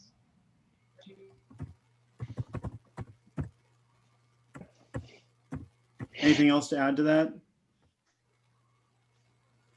I would actually add, and this is add that in terms of training rides or training races or whatever, the handicap format is an opportunity for everybody. Where you break the groups down into skill level, and they're completing the same distance, but it's a handicap start. There used to be a training series back in the day in St. Louis in the spring, and that's how all the races were run. And it was pretty successful racing in terms of teaching you to ride hard. There was really no sitting in that situation, and people learned to ride in the pace line, and people learned that everybody had a chance to come across the line first. Right. I mean, I just put that in the handicap format, and certainly we can come back to that. And then on the equipment considerations, I just kind of put in the generalities. You know, Happy has certainly talked a lot about bicycle fit and the importance of bicycle fit, and so we want to hold to that. But then, you know, trying to keep the bikes affordable. I mean, we do have the arms race, you know, and these are kids that are still moving through the sport. You know, they aren't necessarily at the highest level. But ideally, I think that you would still want to keep them just with a single bike and not having, like, you know, all the other kind of jazz, like having a TT bike and all that kind of crap. Doesn't always make you faster. No. No, and it doesn't. I mean, if we could get USA Cycling to, if a frog had wings, he want to bounce around on his ass. I understand that. But if we could get USA Cycling to say no TT bikes until you're at least a U23. Unfortunately, that at the 17, 18 level, that's a level that there are world championship events. And those kids are riding time trial bikes. So that is something that you have to keep as a consideration. At some point, these kids need to be able to learn how to do that. Kind of interesting. A couple of years ago, a good friend of mine, Jim McIlvain, wrote an opinion piece for one of the mountain bike magazines. I don't know which one he was working for at the time. And he talked about his neighbor's son doing NICA races and how he had found him a nice middle level mountain bike to go ride. And the kid was not that happy about it because the other kid had the super duper bike. So again, there's not a lot. I don't think there's a lot we can do about that, except as coaches, not be honest with our parents and tell them, or even the young kids starting to ride, you don't need Dura-Ace or Ultegra nowadays. Almost most of the lower level stuff is better than the stuff we raced on back in the 80s. You know, and it can be semi-affordable. The Dura-Ace stuff is not as durable as you don't have to go there, but again, right. Even the pro pelotons kind of pushing back a little bit. And when time trial bikes first came out, they were a real advantage. But now that everybody's got one, the advantage starts to go away. Well, and that's certainly a discussion I've had with a lot of the parents. Not a lot, but a fair number of the parents of junior athletes that I've worked with, that we've got parents that are buying carbon handlebars and things like that, where at the end of the day, it's the rider, not the equipment when it comes to that, the road bike side of things. So that falls on us on just educating the rider and the parents. This has been the bane of my existence. People want whatever they see as the latest cover bike on whatever magazine they were reading. and they expect it to fit. But And they- Happy, as a bike racer, it's also the best thing that ever happened to us, because it means the hobbyist with money goes and keeps the shop together, so the bike riders can all go get their old bike rider discount. Yeah. Let's not go down that rabbit hole. I got you. Yeah. I think we as coaches can also model what we preach about that in terms of equipment. You know, are we always out there riding the newest tech and the most expensive bikes, or are we, being more reasonable? Because I think the athletes look at what we use and what we ride as well. Well, isn't that the curious thing of it all, is that racing in North America is driven by the industry and racing in Europe is driven by passion. Half the bikes designed today are designed by marketing people, not the actual engineers. And the finish is definitely from the artsy side, not necessarily a geometry that's good for you. Okay, let's not go too far down the equipment rabbit hole. Let's jump ahead. So the main things still are, we need it to fit properly, and we want to try to keep it as affordable as possible. Yep. And if you have something else that's kind of major, go ahead and type it in. So the cost for the activities, Joe typed in about, the cost of the coach's time. I did want to get kind of a rough cost. I mean, Joe is priced out going to Europe, and Andrew runs trips over there. I mean, so we it's easy for us to be able to put some hard numbers in for what a Kermesse block would cost. And then, but in terms of having a kid in the sport throughout the season, if we're going to make it like a recommendation to parents and basically say, hey, if your kid's going to ADM 4 and they're going to be starting to do these things, here's some rough breakdown of what the costs are. I mean, that's an issue that's really come up. I mean, Jim Miller, when he kind of put out the price of the ODA project, that kind of highlighted, it's like, hey, parents have no clue as to what things actually cost, because they seem to think that, everything's, I mean, there's still this idea that you can get everything for free, and it just doesn't exist. Does anyone else think that cost of that program is like outside the scope? Yes. I don't want to go into that, but I mean, Joe, you want to comment on it? I mean, you worked up some of those numbers, Holmes.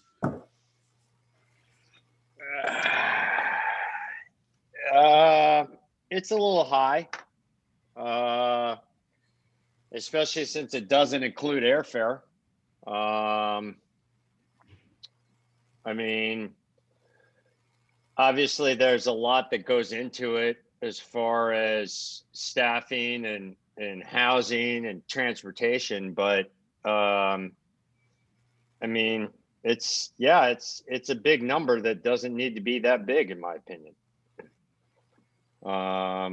And that's from being a contracted guy that has worked for that program when it was more sort of not this academy, but part of their junior development pathway as a way to get into the national team. So yeah, the only reason I bring it up is I have one kid who probably could benefit from that, and he's not someone who's from a lower income family. He's a middle class family, but still, I thought the cost was a little bit beyond reasonable enough for me to say, yeah, you need to go and do this. And I'm just wondering if that was a stopgap between availability for the kids. And I know there are programs out there for them that be able to afford it, but I just wanted to throw that out there. And I agree with you, Sean. I don't want to go down this rabbit hole, but I just wanted to have a sense of the feeling from other people. I mean, I put some, I think I put some numbers on the next one. Yeah, I did. I put, for like a Tour of Ireland trip, and we've taken trips to Ireland and to Quebec, and it's about 3,500 when you put in airfare, and then, the Kermesse race blocks, like my son, who's actually pictured back here, went on Andrew's trip last year, 2019, and I think we were about 4,500, somewhere in that range with airfare and everything. But he did some other stuff. I mean, he didn't just do that trip. But it's important to think about, that if we have kids stepping through and we want to give parents an idea of like, hey, if they're racing at the regional level, this would be like a rough price for that, and if they're starting to do things at the national level and international level, the price starts going up. Like I was talking with Greg McNeil, just, at the side of the road, he was talking about how much he put into Aiden, and this is before he went on Velo, and it's like, yeah, we put in 20,000 last year, and it's like, it costs, right? And, and I'd put in, between 10 and 15 into Hunter to do these things, right? And but then there's the expectation of what the kid's getting out of the program too. This could be rein me in, Sean, if I'm going down a rabbit hole, but we're talking about costs. And so I'm going to talk about funding that we are doing here on Bainbridge Island. And I've identified 5 kids. We are, I think, pretty lucky that we've produced 2 current World Tour pros, Keel Reinen and Logan Owen, from this area. And both of them, Logan in particular, they donated a lot of equipment, and old clothing and things like that. The kids have all picked through a bunch of kit that Logan provided. Both Keel and Logan have given me some brand new, still in the package jerseys that they've signed. I got a bunch of old equipment from when Logan was a junior, bikes, including like BMX bikes, which is where he came from. And we're going to auction a lot of it with all the funding going back into the kids. And I got so much equipment from Logan that the local bike shop, and this bike shop owner used to be a national team mechanic back in the day. And again, I realize this is potentially unique to our area, but he took in a lot of that equipment because what he does is he repurposes it and turns around and sells it. And we have an account at the shop that's about $3,000 that all these kids are able to access to go into the shop if they need tires or tubes or chains or whatever, and are able to get that because we have this money on an account.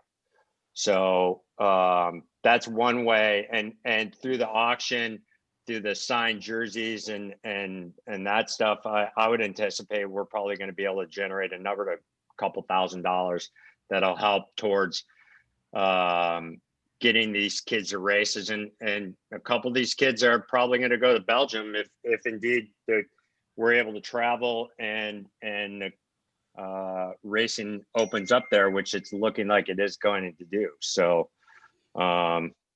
just kind of throwing out there something. Yeah, so that goes into the next thing. Yeah, I mean, that goes into the next thing, that next piece about where the funding comes from. And I'll just throw this out there, maybe Tad can comment on it too. I guess Chris is gone, but like Jim, you're here from that program, is that if we look at this from a national perspective, if say the YCA was to partner with various teams around the country to have a donation pool, that then we would sell the equipment and be able to provide those types of scholarship opportunities that Joe's just describing.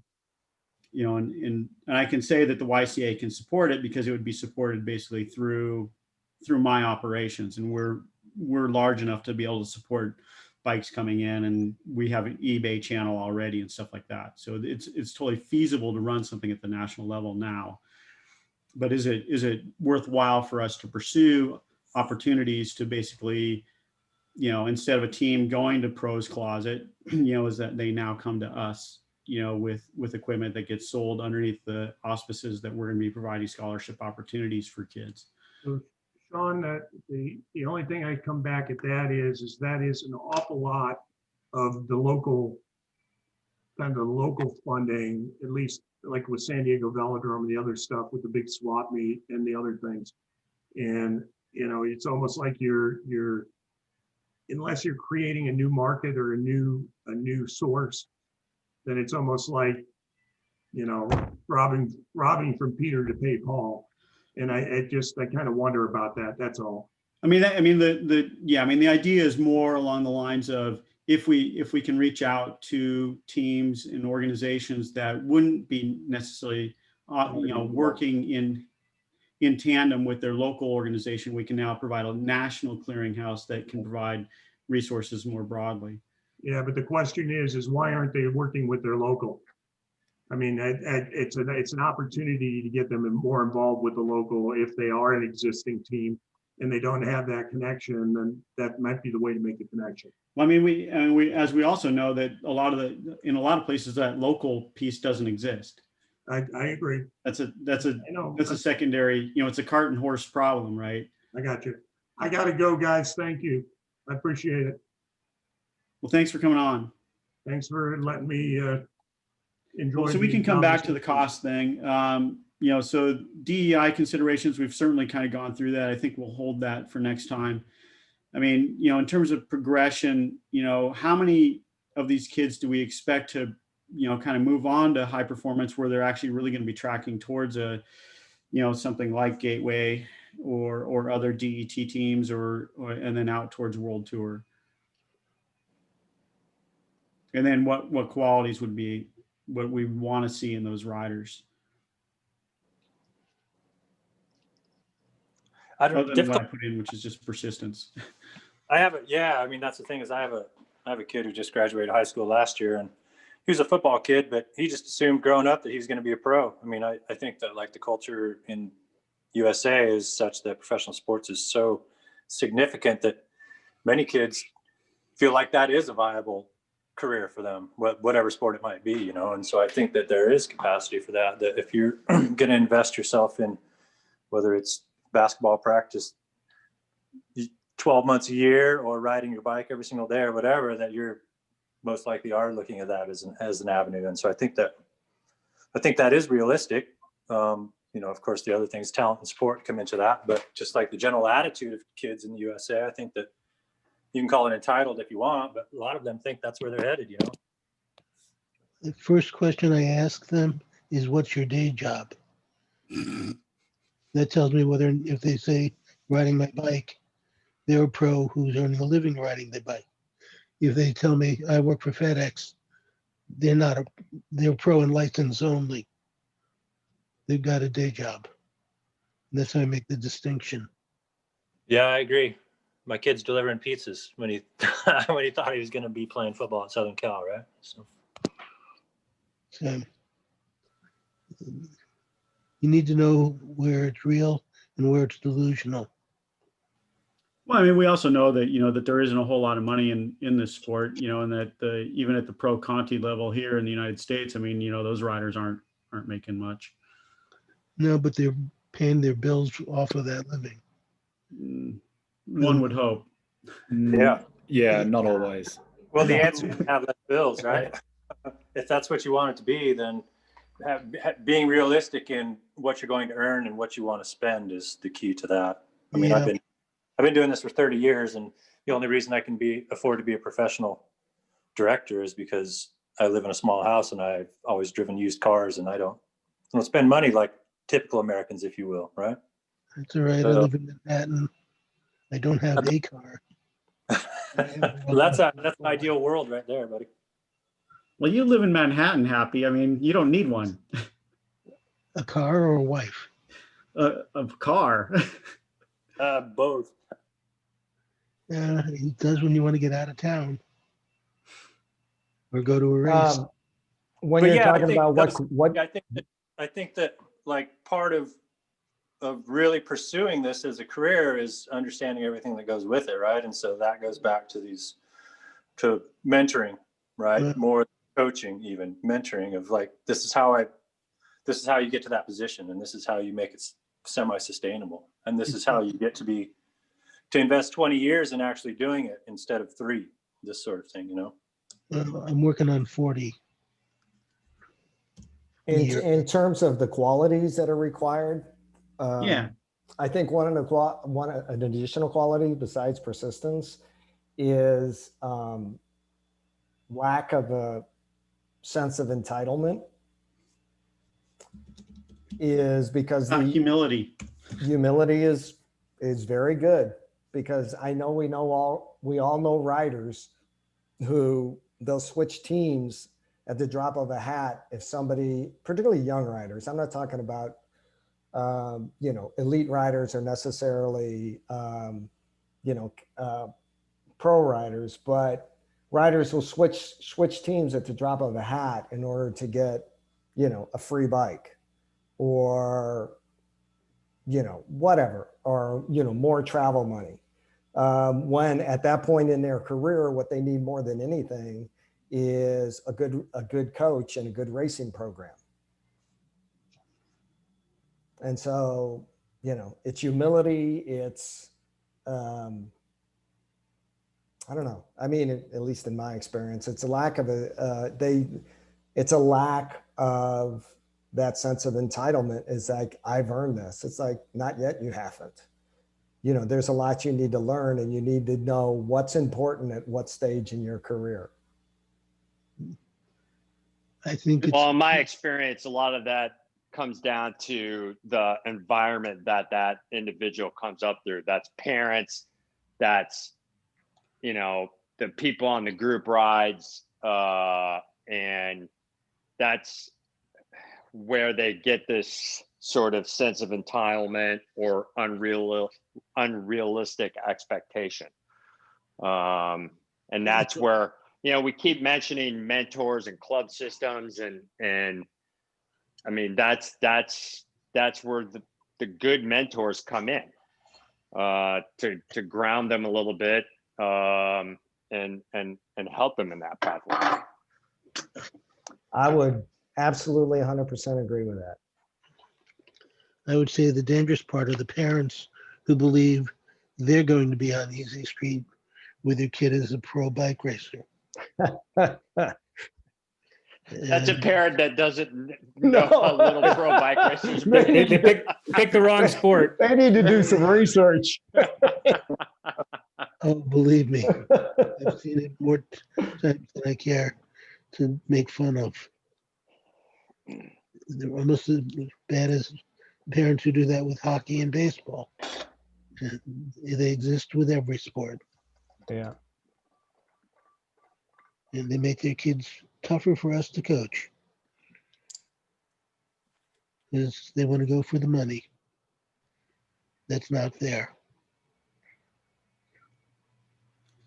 All right. So, I mean, those are all really good comments. We can certainly keep adding to that later, but I think that's a really good start. And then who's our target audience? Somebody's put in there some things. I mean, I put in high school and U23, and then, underneath crossover athletes, somebody was putting in, looks like triathletes, and that, that they're coming from other aspects of the sport, and that they're right candidates for crossing over.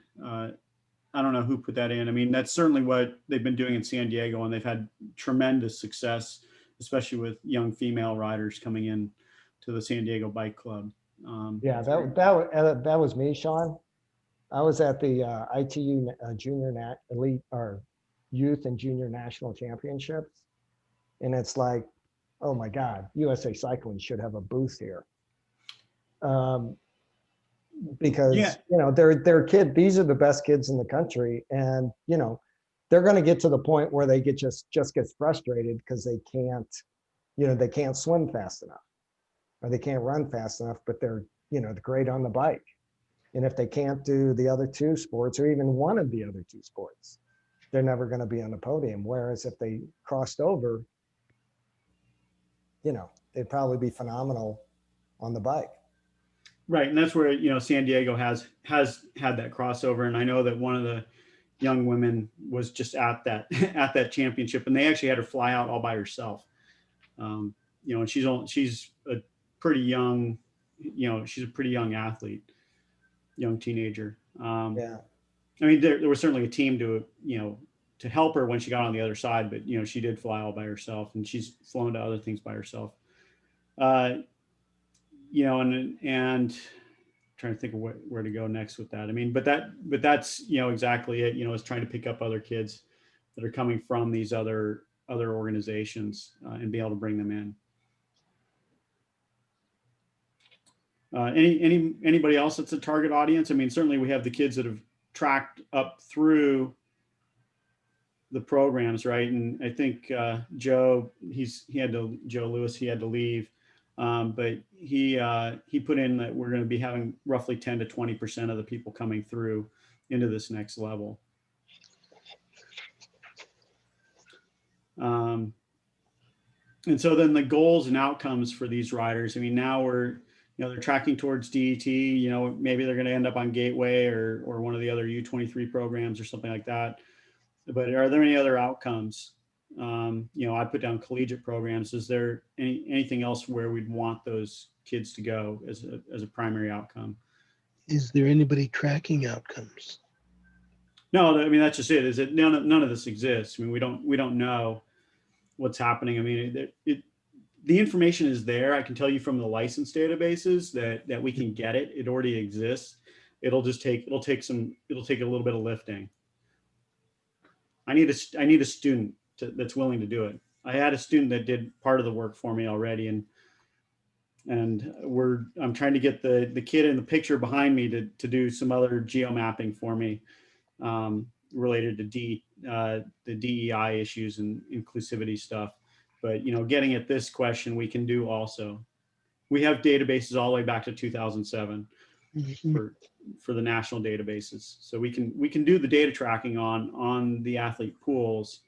And I can say that I don't know if I guess Chad's gone, but I pulled up Durango Devo, and in the first couple of years, you had both Sepp Kuss and Christopher Blevins, and they're still here, right? And they were part of the first 7 or 9 kids in that program. But I didn't look across all the other kids. But that's a good thing that we can do, and it can be done. We just need somebody to actually sit down and physically do it. This way we know what's working and what's not. Yeah, I'm all about evidence-based approaches, and that was I put together some demographic information based on just looking across some of these organized teams, and it looks like they're very successful, whatever processes they're putting in place. Places where you don't have a tightly organized local program, it doesn't look so good. If you look at other sports, for instance, golf, most of those professional caddies, they were good golfers before they weren't good enough to be PGA Tour pros or whatever, but they were good golfers, and that's how they learn the game, and that's how they contribute to the success of the individual that they work for, right? So, I mean, I see the possibility for young bike riders to become mechanics, soigneurs, obviously coaches, right? That seems to be one of the progressions right now. But also, is there a way to recycle those kids back into the programs that they're leaving to try to direct the younger people that they might have an influence on into spreading their wings and moving out of their silo, if you will, whatever, that sort of thing,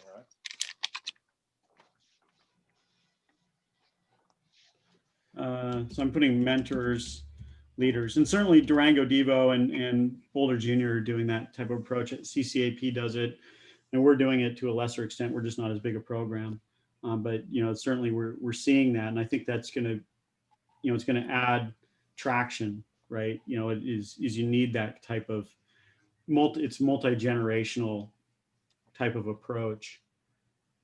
Well, and that's the example, Tad, that we are kind of working off of here, where, like I organize these rides and we get like Heidi Franz came out with us yesterday, or we'll go and we'll meet when Logan was in town, or Keel, and they'll come out and ride, and that's a way that like these kids have this opportunity. I mean, what other sport is there that young kids are able to come out and do the thing with the best people in the world at doing that thing. And are able to actually, you know, go on a couple hour bike ride. And so that's, I mean, that's the model that we're using here, and oh, it seems to be working. Recruiting the successful young riders to influence the potential of the next generation. Yeah, exactly. Yep.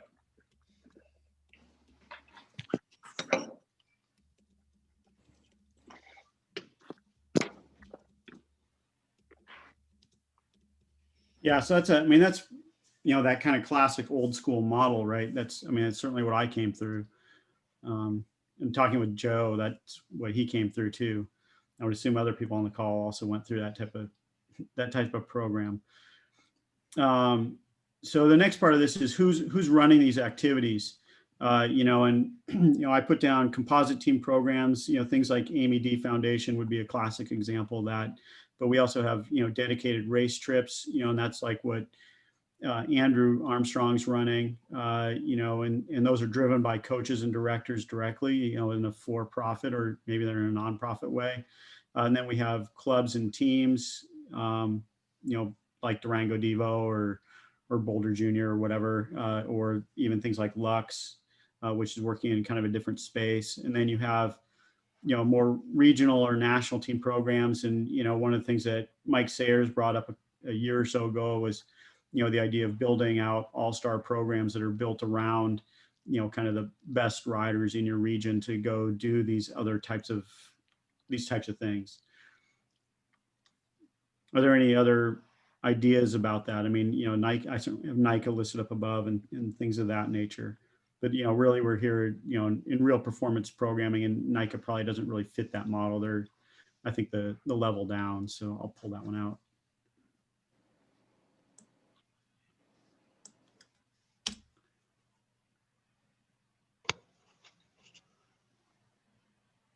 I think for these type of level of programs, I mean, you need to be talking about definitely elite type coaches or coaches who have been around the block for a number of years.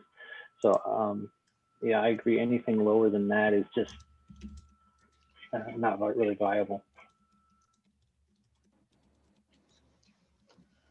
So I just put in elite level coaches who understand the business. You know, in a discussion I had with Larry Nolan a number of weeks ago, he was bringing up the point that one of the things that we really need to build into this process, and it doesn't exist in any defined way right now, is the idea that of mentorship for the coaches to specifically bring them up to that level.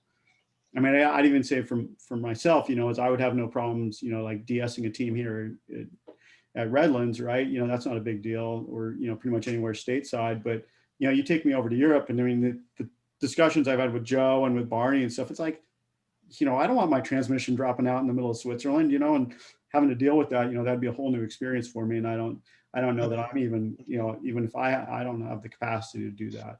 And I'd have to, you know, study underneath somebody like Joe or whatever to gain those types of, you know, get that experience, right. To be able to handle those types of situations. That's a great idea. I mean, I'd love to be able to, you know, be a sounding block for those types of people who have been over to the European area and or even in the national area. I'm not a national level coach, but, you know, I'm always open to hearing from other coaches. After last year's tour, I got to spend 30 minutes with Inigo San Milan on the phone. That's always scary. Can't keep up with what he's spouting. But considering his tour results, that's amazing stuff. And I think we need workshops with people like that available to us. I mean, so Happy, when you talk about things like that, I mean, those are certainly things like, you know, doing a podcast type format, you know, and being able to get those stories out, right, and be able to push them out so we can just learn from those conversations, right, that we might have. The most amazing things I've learned from him are how to work with mitochondria for my evaluations. I don't know if you guys know who he is. He's a professor at University of Colorado in Denver, specializing in exercise physiology. He's a former pro racer. So you get a wonderful meshing of academics and real world experience. Yeah, and there aren't too many people that are working in that space. Yeah. Space that we should be occasionally listening to. Any other thoughts about who should be running the activities, though? I mean, that's a really good comment, Happy, and it's probably something we should follow up on.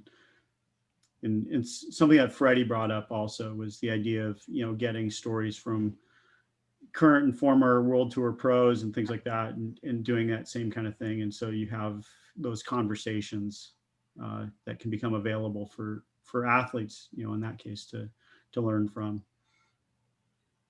Yeah, I don't think you can undervalue the star power, right? If there are individuals that had made a significant mark on the sport, that you could get involved with that. I know there's not a ton of Americans that fit that profile, but you might have really great coaches, but when you're talking to a 16-year-old kid who has no idea who the coaches are, but has watched some bike racing, like, that star power is going to be the thing that potentially gets them involved in the first place in these extra activities, I think.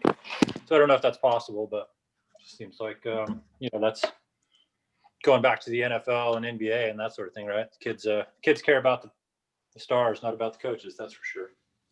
Yeah, I mean, certainly, we've been, with Juniors Matters. I mean, with Katie, we've been running the Junior Bike Chat series, and we've had, quite a few athletes on there, mostly current athletes. We haven't had so many former athletes on. I don't know how much traction we would get, if we brought on them, but, it seems like if we could get the conversations and kind of put together kind of a podcast format and have it available for people, it would probably start gaining traction, and it would be a great resource for future generations.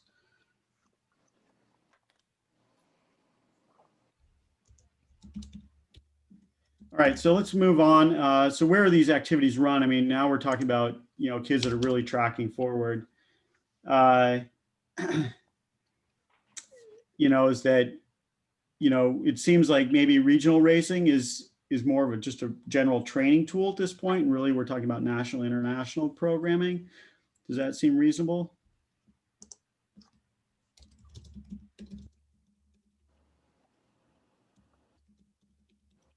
Yeah.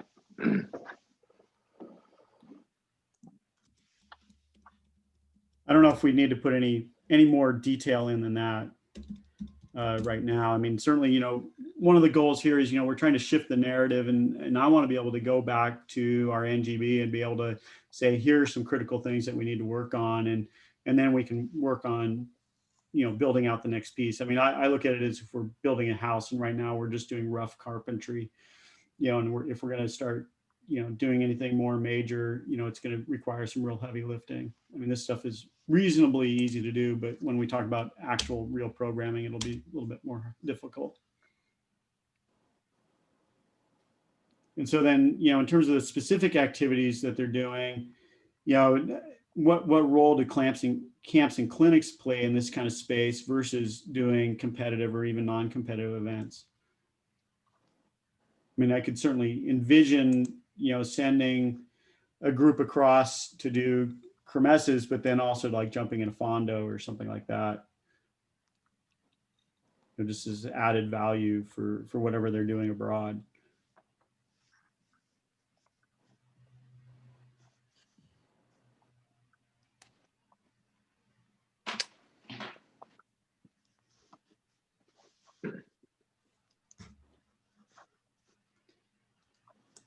Okay, hearing nothing, we'll move on to the next piece. We can certainly. Sorry, Sean, it's Chris Merriam again. I'm trying to think of how you say this. Like, you could look at everything that's out there on a calendar that you could possibly register for, and maybe our role sitting back here is to have the set of things that the kids are trying to accomplish or that we want them to work on accomplishing, and being able to guide them to select events that match up with that.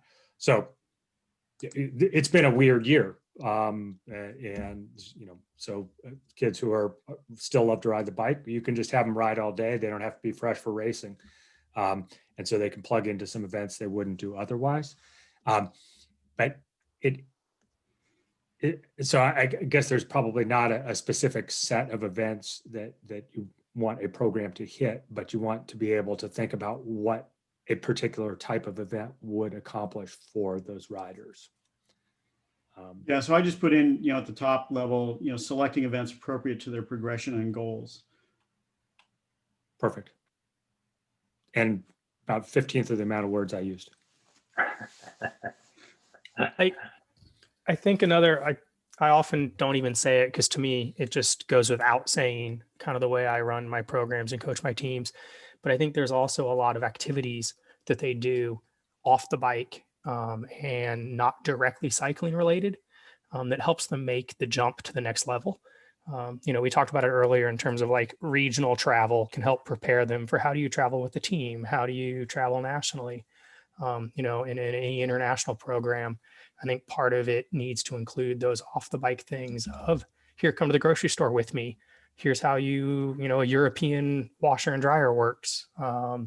Here's how you register and talk to UCI commissaires where they maybe take it a little more seriously than your local races here in the US. So a lot of that sort of stuff, just kind of the cultural travel related things, in addition to group living in a house cross culturally, are activities that you don't necessarily need to plan them because they're going to happen, but you need to have the coaches bring the athletes in on that. So that way they can learn kind of in an internship way. Those are super good points. Some other things that we've been adding in as our riders keep progressing is thinking about sleep and recovery as an affirmative activity they're involved in. And a lot of times that's something you work with your coach, but people are very different when they're 14 and 15 compared to when they're 18 or 20. And it's a little bit of playing with fire with endurance athletes when you start talking about diet, but there are ways to come at it. Going to the grocery store was a really good one. How to read labels is another one. Thinking about ways that you are doing a ride of this magnitude and here's how you fuel it, and here's how you recover, are things that they can start having a much more affirmative role in handling as they get to the more elite level and as they're putting bigger demands on themselves. I had to leave and keep dealing with my dog, but did we talk about training diaries at all? I used to have some of the kids write down what was going on. And it wasn't really a big deal diary, but to help them think about what did you eat? And did you get 8 hours? And what, did you go to your grandfather's to mow the lawn because that's secret training? And all those kinds of things. And it worked out really well.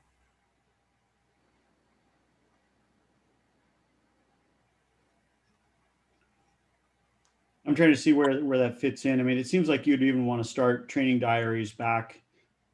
I don't know if you want to do it in ADM 3 or if you just want to start it when they really hit ADM 4.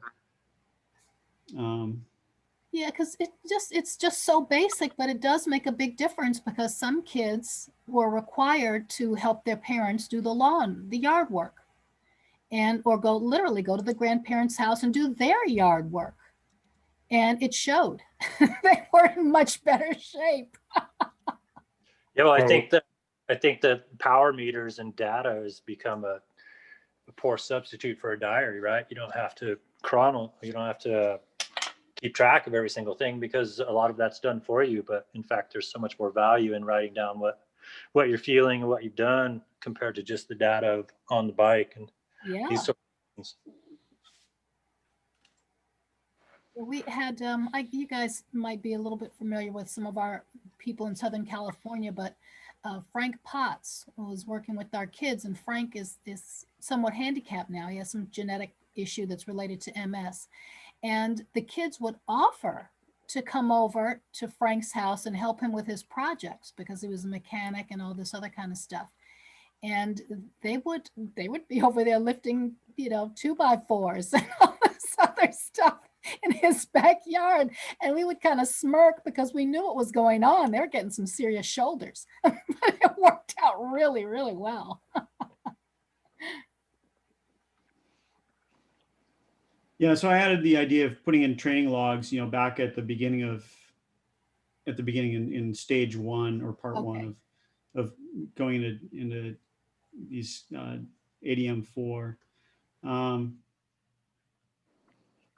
I don't want to go too much longer. I mean, we've been on the phone for a long time. We've lost like half of our people, so and we're going to pick this up again on Tuesday. But I think one of the next things to think about really, is like what qualities we want to see. I'm just jumping to the end. What qualities we want to see for the riders that are moving forward into the DET and pro ranks. I mean, certainly those of you who act as DSs, you have certain qualities you want to see in the riders when they come through, and I think it would be good to kind of get some of those out here on the drawing board, because a lot of kids have no freaking idea, right? What the DSs are looking for. Well, Yeah, there's a couple. I things. always. Oh, go ahead. Go ahead. Go ahead, Joe. Tad and I are going to be able to talk about this at length. I always tell the story of, so when I was running domestic elite team, and the mission statement was to, like, we were there to try to graduate guys to the pro ranks. And the first year I had a rider that I felt was capable of making that next step, and capable capacity wise, but also that he wasn't a junk show. And every, the first question every director would ask me is his age, because racing age mattered. Second question is he a shit show? And in particular, like that was what Mike DeMaio asked me. What's he like as a person? Does he travel well? So that's, the ability to get results, but more or less, like, you don't want to pain in the ass. You don't want to be that guy. And that's what I tell all, like, the kids, that's a conversation we'd always have. The first meeting I'd have over in Europe, even with the 15, 16 kids. Don't be on time. Be a good roommate. Be a good teammate. Look for things to do. Help pitch in. And as directors in that program, either with the national team program or even in my program, or watching other teams, like you can tell who's going to be a pain in the ass and who isn't. And if there are a couple guys of the same ability, you're going to go with the rider that's not a pain in the ass. Pardon my colorful language, but I'm 100% Tad's going to agree with me on this. Yeah. You take a rider with 95% of the talent and 5% of the headaches anytime, right?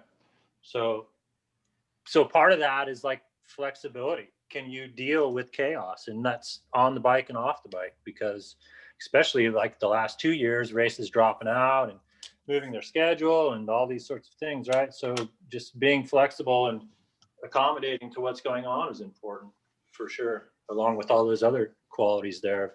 Can you live out of one bag for 3 weeks, right?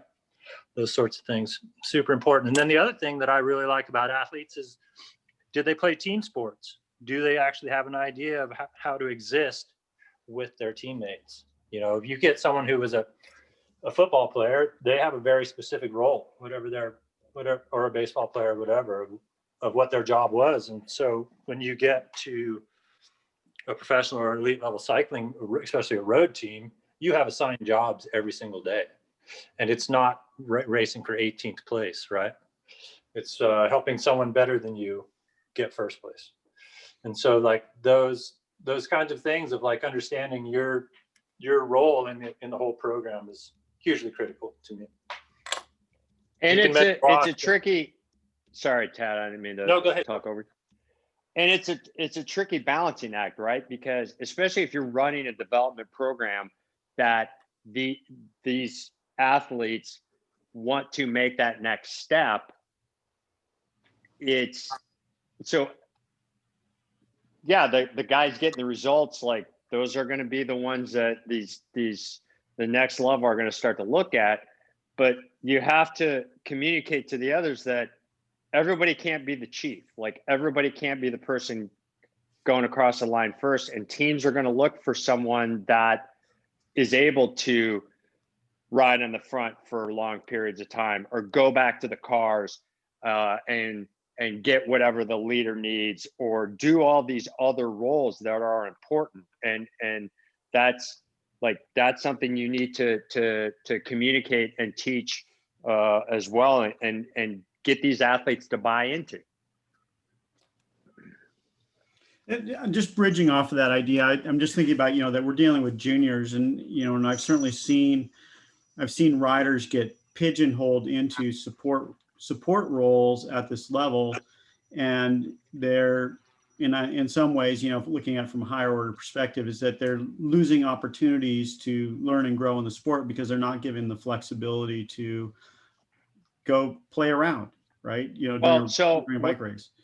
When the Hagens example, like when I was running Hagens, when it was still just a domestic elite team, we would use the local races to then have I would call them the JV riders, the junior varsity guys, the guys that we're trying to bring up through the rank. The local races, the elite guys, we would all race for the JV guys, so that one, they knew how to win a bike race, and to like include them into it.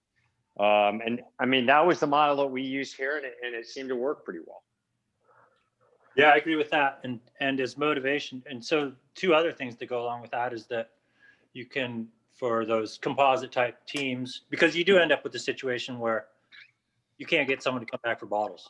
And if you don't have radios, no one's coming back to talk, right? So it's a free for all. But you offer a portion of the race, the first half of the race or whatever, to get in the break. Okay, go in the break. You want to do well today, get in the break, because if you don't, you're going to have a very defined role in the second half of the race. And then the other part of that is like for the director of the program to give praise to the riders for fulfilling their roles, right? To make sure that in the debriefing at the end of the day, that everyone understands that, yeah, somebody won the race, but the four guys that finished off the back in Gruppetto contributed significantly to that, right? So reinforcing that team behavior, I think, is important in that regards. But yeah, it's always going to, and that's the difficult part is that you don't have to be the best athlete to win on the road, number one.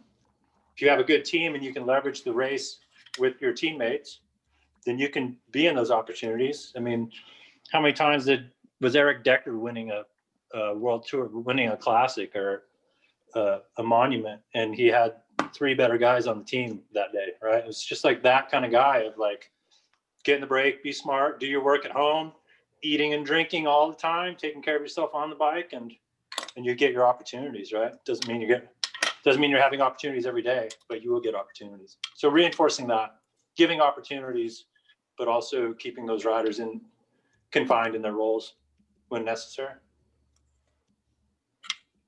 As a personality skill that riders in this age group can work on a lot is communication the other way. I think a lot of us have worked through a lot of different rider and team issues, but it has to start with their ability to identify and bring these things up. And it doesn't come naturally to a lot of, 16-year-old boys to talk through their issues. That's unfair to 16-year-old boys, but From our perspective, looking for riders and helping them develop that ability, whatever flavor of the sport they're doing, is pretty important with this group. I think that's one reason, or benefit rather, of doing journals, race journals, or copious notes, post-race, post-workout notes, because it forces them, if they actually do it, to pause and reflect on the situation, reflect on highs and lows from the race, or what made them mad, and that can kind of lay the groundwork for gathering their thoughts, so they can then go on and actually communicate. Well, and one thing that I would always do in a debrief, and it was particularly effective with the 15, 16 group, and then the 17, 18 group over in Europe, is I'd always I'd have every rider talk about what did they do well, what could they have done better, and what did they learn. Even if we won the race, there was, there's always room for improvement. And it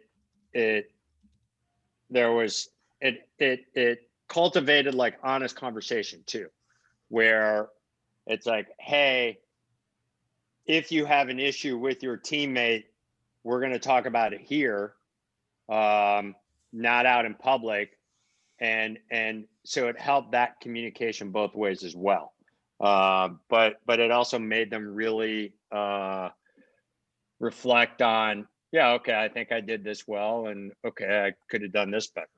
Because I have found that, especially at a young age, there's a difference between a reason and an excuse, in my opinion.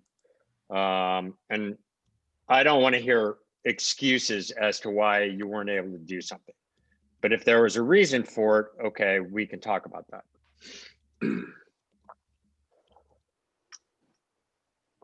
I mean, so stepping back from this a little bit, there's been a lot of discussion about the role of the director and the interplay between the director and the athletes, which I haven't really heard so much at the younger or lower ADM levels. It seemed to be a little bit more top-down structured, whereas here it's becoming much more of a facilitated partnership, it seems like. Yeah, 100%. You can't, even in races that are on TV, you don't know what's going on at the front of the race for a moment, at minimum a moment, right? You don't know what's going on. So you have to have at least one person that you can trust intimately to make good decisions. And typically what you want is all your people to know what's going on and to know what plan B and plan C is, so that they can identify if things are actually going the correct way. And if not, they know what the adjustment is, what the improv is, right? And so even when you have a radio and everyone is completely maxed out and action is going off, they're not going to tell you what is happening at that moment. They have to make those decisions. And so they have to be educated through experience, but also through the team meeting in the morning, to look for certain things, to give that away, and to react instantly to that. And then, of course, you have athletes that just intuitively get it, right? Who just get it. And those are the guys that that you really trust. They end up being road captains and probably directors in their future, right? Those sorts of things. So finding those sorts of people, giving them some authority to take charge of the situation. I find that, if you have to go to plan B or plan C, that the riders can be hesitant to do that because they don't want to be in trouble after the race, right? And so you have to give. And this goes back. Sorry, I keep talking over you. Go ahead, Joe. Yeah, go ahead. This goes back to what we talked about much earlier in this conversation of empowerment, and it's like I've always tried to empower the riders, even to the extent of even at the 15, 16 level. I ask them what they think. What do you guys think? Because I'm not in the bike race. They're, to Tad's point, they're the ones that are seeing things in the race that I can't see. And so what do you guys think? And then I try to steer them in a certain direction if I feel that it's a better direction to go in. and then I've also, like I had a couple of kids on when we raced in Korea, that it was the third time that I had those kids with me on a trip, and they knew what my level of expectation was. They knew how I kind of operated, and I had faith in them that they would be able to make the best decisions that they could with the information and resources they had in the moment, and make them road captains. And also, to Tad's point of, you can see the riders, the kids that show the initiative, like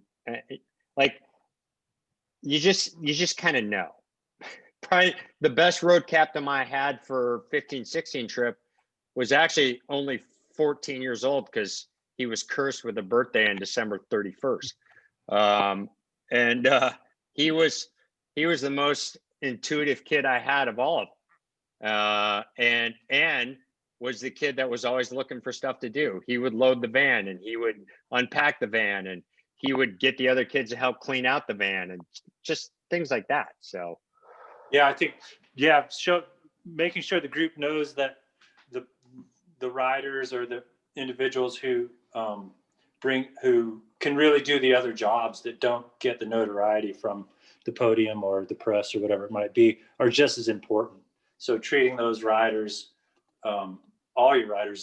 treating all your riders with respect, obviously, is very important. But making sure that people know that the team knows that not just the winner is important, but the other things, the other jobs that are done and are equally as important and valuable in the program. And so you can do that in real time, like in the debrief or whatever it might be, but also each year by owning up to those things you say and bringing back those riders who don't make it to the podium, right? But they do a great job in your program, and showing the new riders coming in that, hey, this guy's been here or this girl's been here for 3 years. She hasn't won a bike race yet, but she gets to race almost every week, and we win when she's on the road, right? Those sorts of things is like, that's how you, and I always tell my riders, when you can do your work and you're still there at the finish, in for the kill, that's when you're ready to graduate to being a team leader. So just reinforcing that good behavior, I suppose.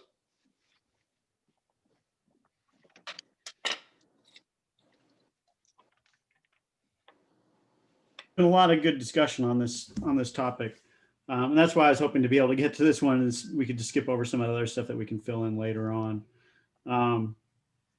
Again, we're really talking about juniors at this point. They haven't even graduated yet to a DT program or above, but it seems like that these behaviors all have to be instilled at these earlier ages in order to have them ready to enter those ranks.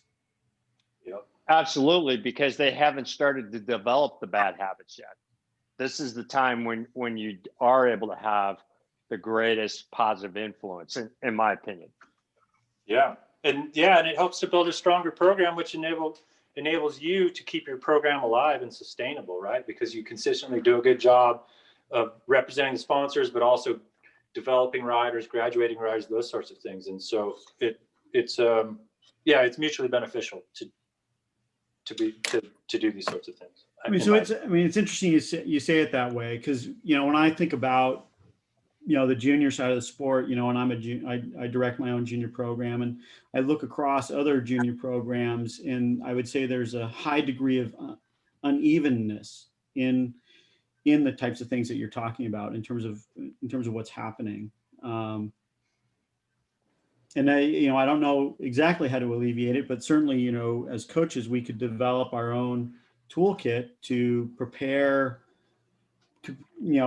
coaches to be appropriate directors. So we're actually producing the athletes that you want in those DET programs. What do you mean unevenness, Sean? Well, just depending on, how the operations are run, that's really going to, it's really you're gonna affect the outcome of the athlete and what the expectations are. I mean, quite a bit. I mean, you see, like the whole thing, talking about just, the athletes jumping from team to team and that kind of nature, right? That they're going after the bright, shiny objects as opposed to, entrenching themselves into an organization that's going to provide them, the fundamental learning opportunities to be able to really move forward. Is that you see that quite frequently. And then you see, on the other side, you see people, like here in Southern California, we're highly fractured in some ways, and people are trying to start up small programs. And, from my standpoint, I've always viewed myself as kind of I'm an academic, so I always want to help others. And so, if I try to go, hey, I kind of see some things with your program that could be run better to make things more smooth or whatever like that, they, quite often they don't want to listen. And then, instead of actually trying to bring up their athletes in some sort of defined way that's going to prepare them for DET programs, they run themselves kind of in an insular way that now they're not getting opportunities to really learn more about the sport in some other ways. Yeah, it's the throw the eggs against the wall and see which ones break, right? I mean, I guess there's moments when that's appropriate, but for the most part, that's not how you get it. I mean, there's so many good athletes out there that if they just have a little time and, to develop physically, but also understand what's going on in the bike race, that they improve tremendously. And how are you going to be bringing in new riders when they're going to be, when they're second-class citizens, right? How are you going to get them invested in what you're doing when they come in and they're already on the back foot? It's like you want those people part of it. And, to be truthful, I fire a rider every single year. And I tell my riders that every year. I tell them, I fire someone every single year. And which is the hardest thing to do. But the ones who make it through recognize that, yeah, people fire themselves. And so you want a whole staff of people who want to be there and do the right thing and make the program better. When you sit down, when you walk through the parking lot and the teams are all having their meetings, and you see teams that are light and easy and having fun and ready to race, and you see teams that are just grinding, that are like, for whatever reason, they can't win, or they can't live up to their potential, or they hate where they're at, or whatever it might be. And I mean, which program do you want to be in? Do you want to be in the team that's having a blast and winning once in a while, winning always in the mix and winning once in a while? Or do you want to be in the team that only one person gets to enjoy that and everybody else is walking on pins and needles? I mean, it's as simple as that, right? So I know which team I want to have. Right. Anything else to add in this space? I mean, otherwise I think we'll call it a day. I mean, we've been on the phone for quite a while, so, and I really want to thank everybody for coming on. That's all I got. I mean, certainly, this document's going to be open and we're going to be revisiting it throughout the week. I would say that a really interesting thing that's come out today is that the qualities that we want to see in the riders moving forward is much longer than anything else that we've seen in any of the other levels, where it was just, simply about persistence and, wanting to move forward in the sport. Now we're talking about a lot of qualities that the athletes need to have as they move forward into the pro, up towards the pro ranks. Yeah. And it goes back to that point earlier, I don't remember which one it was, but about having qualified people running the camps and running the opportunities, right? Of having those people recognize what's really important and not just their own personal views, but having some exposure to what can actually make the athletes better and more well-rounded, I suppose. Yeah, I'm just going back and looking at that piece. So just making sure we covered that. Anything else? Hey, remind me of the next meeting, Sean. We'll do one Tuesday at noon, and then another one at Tuesday at 6. in that specific time. Great. Yeah, and there's some points that we didn't really touch on that, you know, that I'll make sure to highlight. And so I always put in highlighted notes. And if you have anything else that you want to be covered, you know, that you go, hey, I wish we had talked about that, or this is a really important thing that we missed, you know, just put like a highlighted note in here and then, or a comment, because I'll probably shut this off and make it comment only, you know, like tonight or something.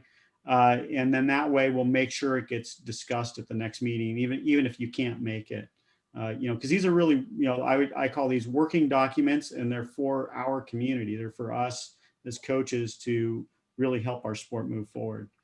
At the end of the day, you know, I've told other people is that, you know, if the NGBs went away, it wouldn't affect me at all. I would still be here in the sport. And that's kind of the way I'm looking at this working group too, is that most of us are here for the lifetime, and you know, we don't need an NGB in order to be able to help riders move forward. We certainly need the NGBs for certain things, but you know, we don't need them to support our sport. Very true. Thanks, Sean. All right. Thank you very much for coming on. And for whoever can make it Tuesday, we'll be back. We'll see you Tuesday. Great.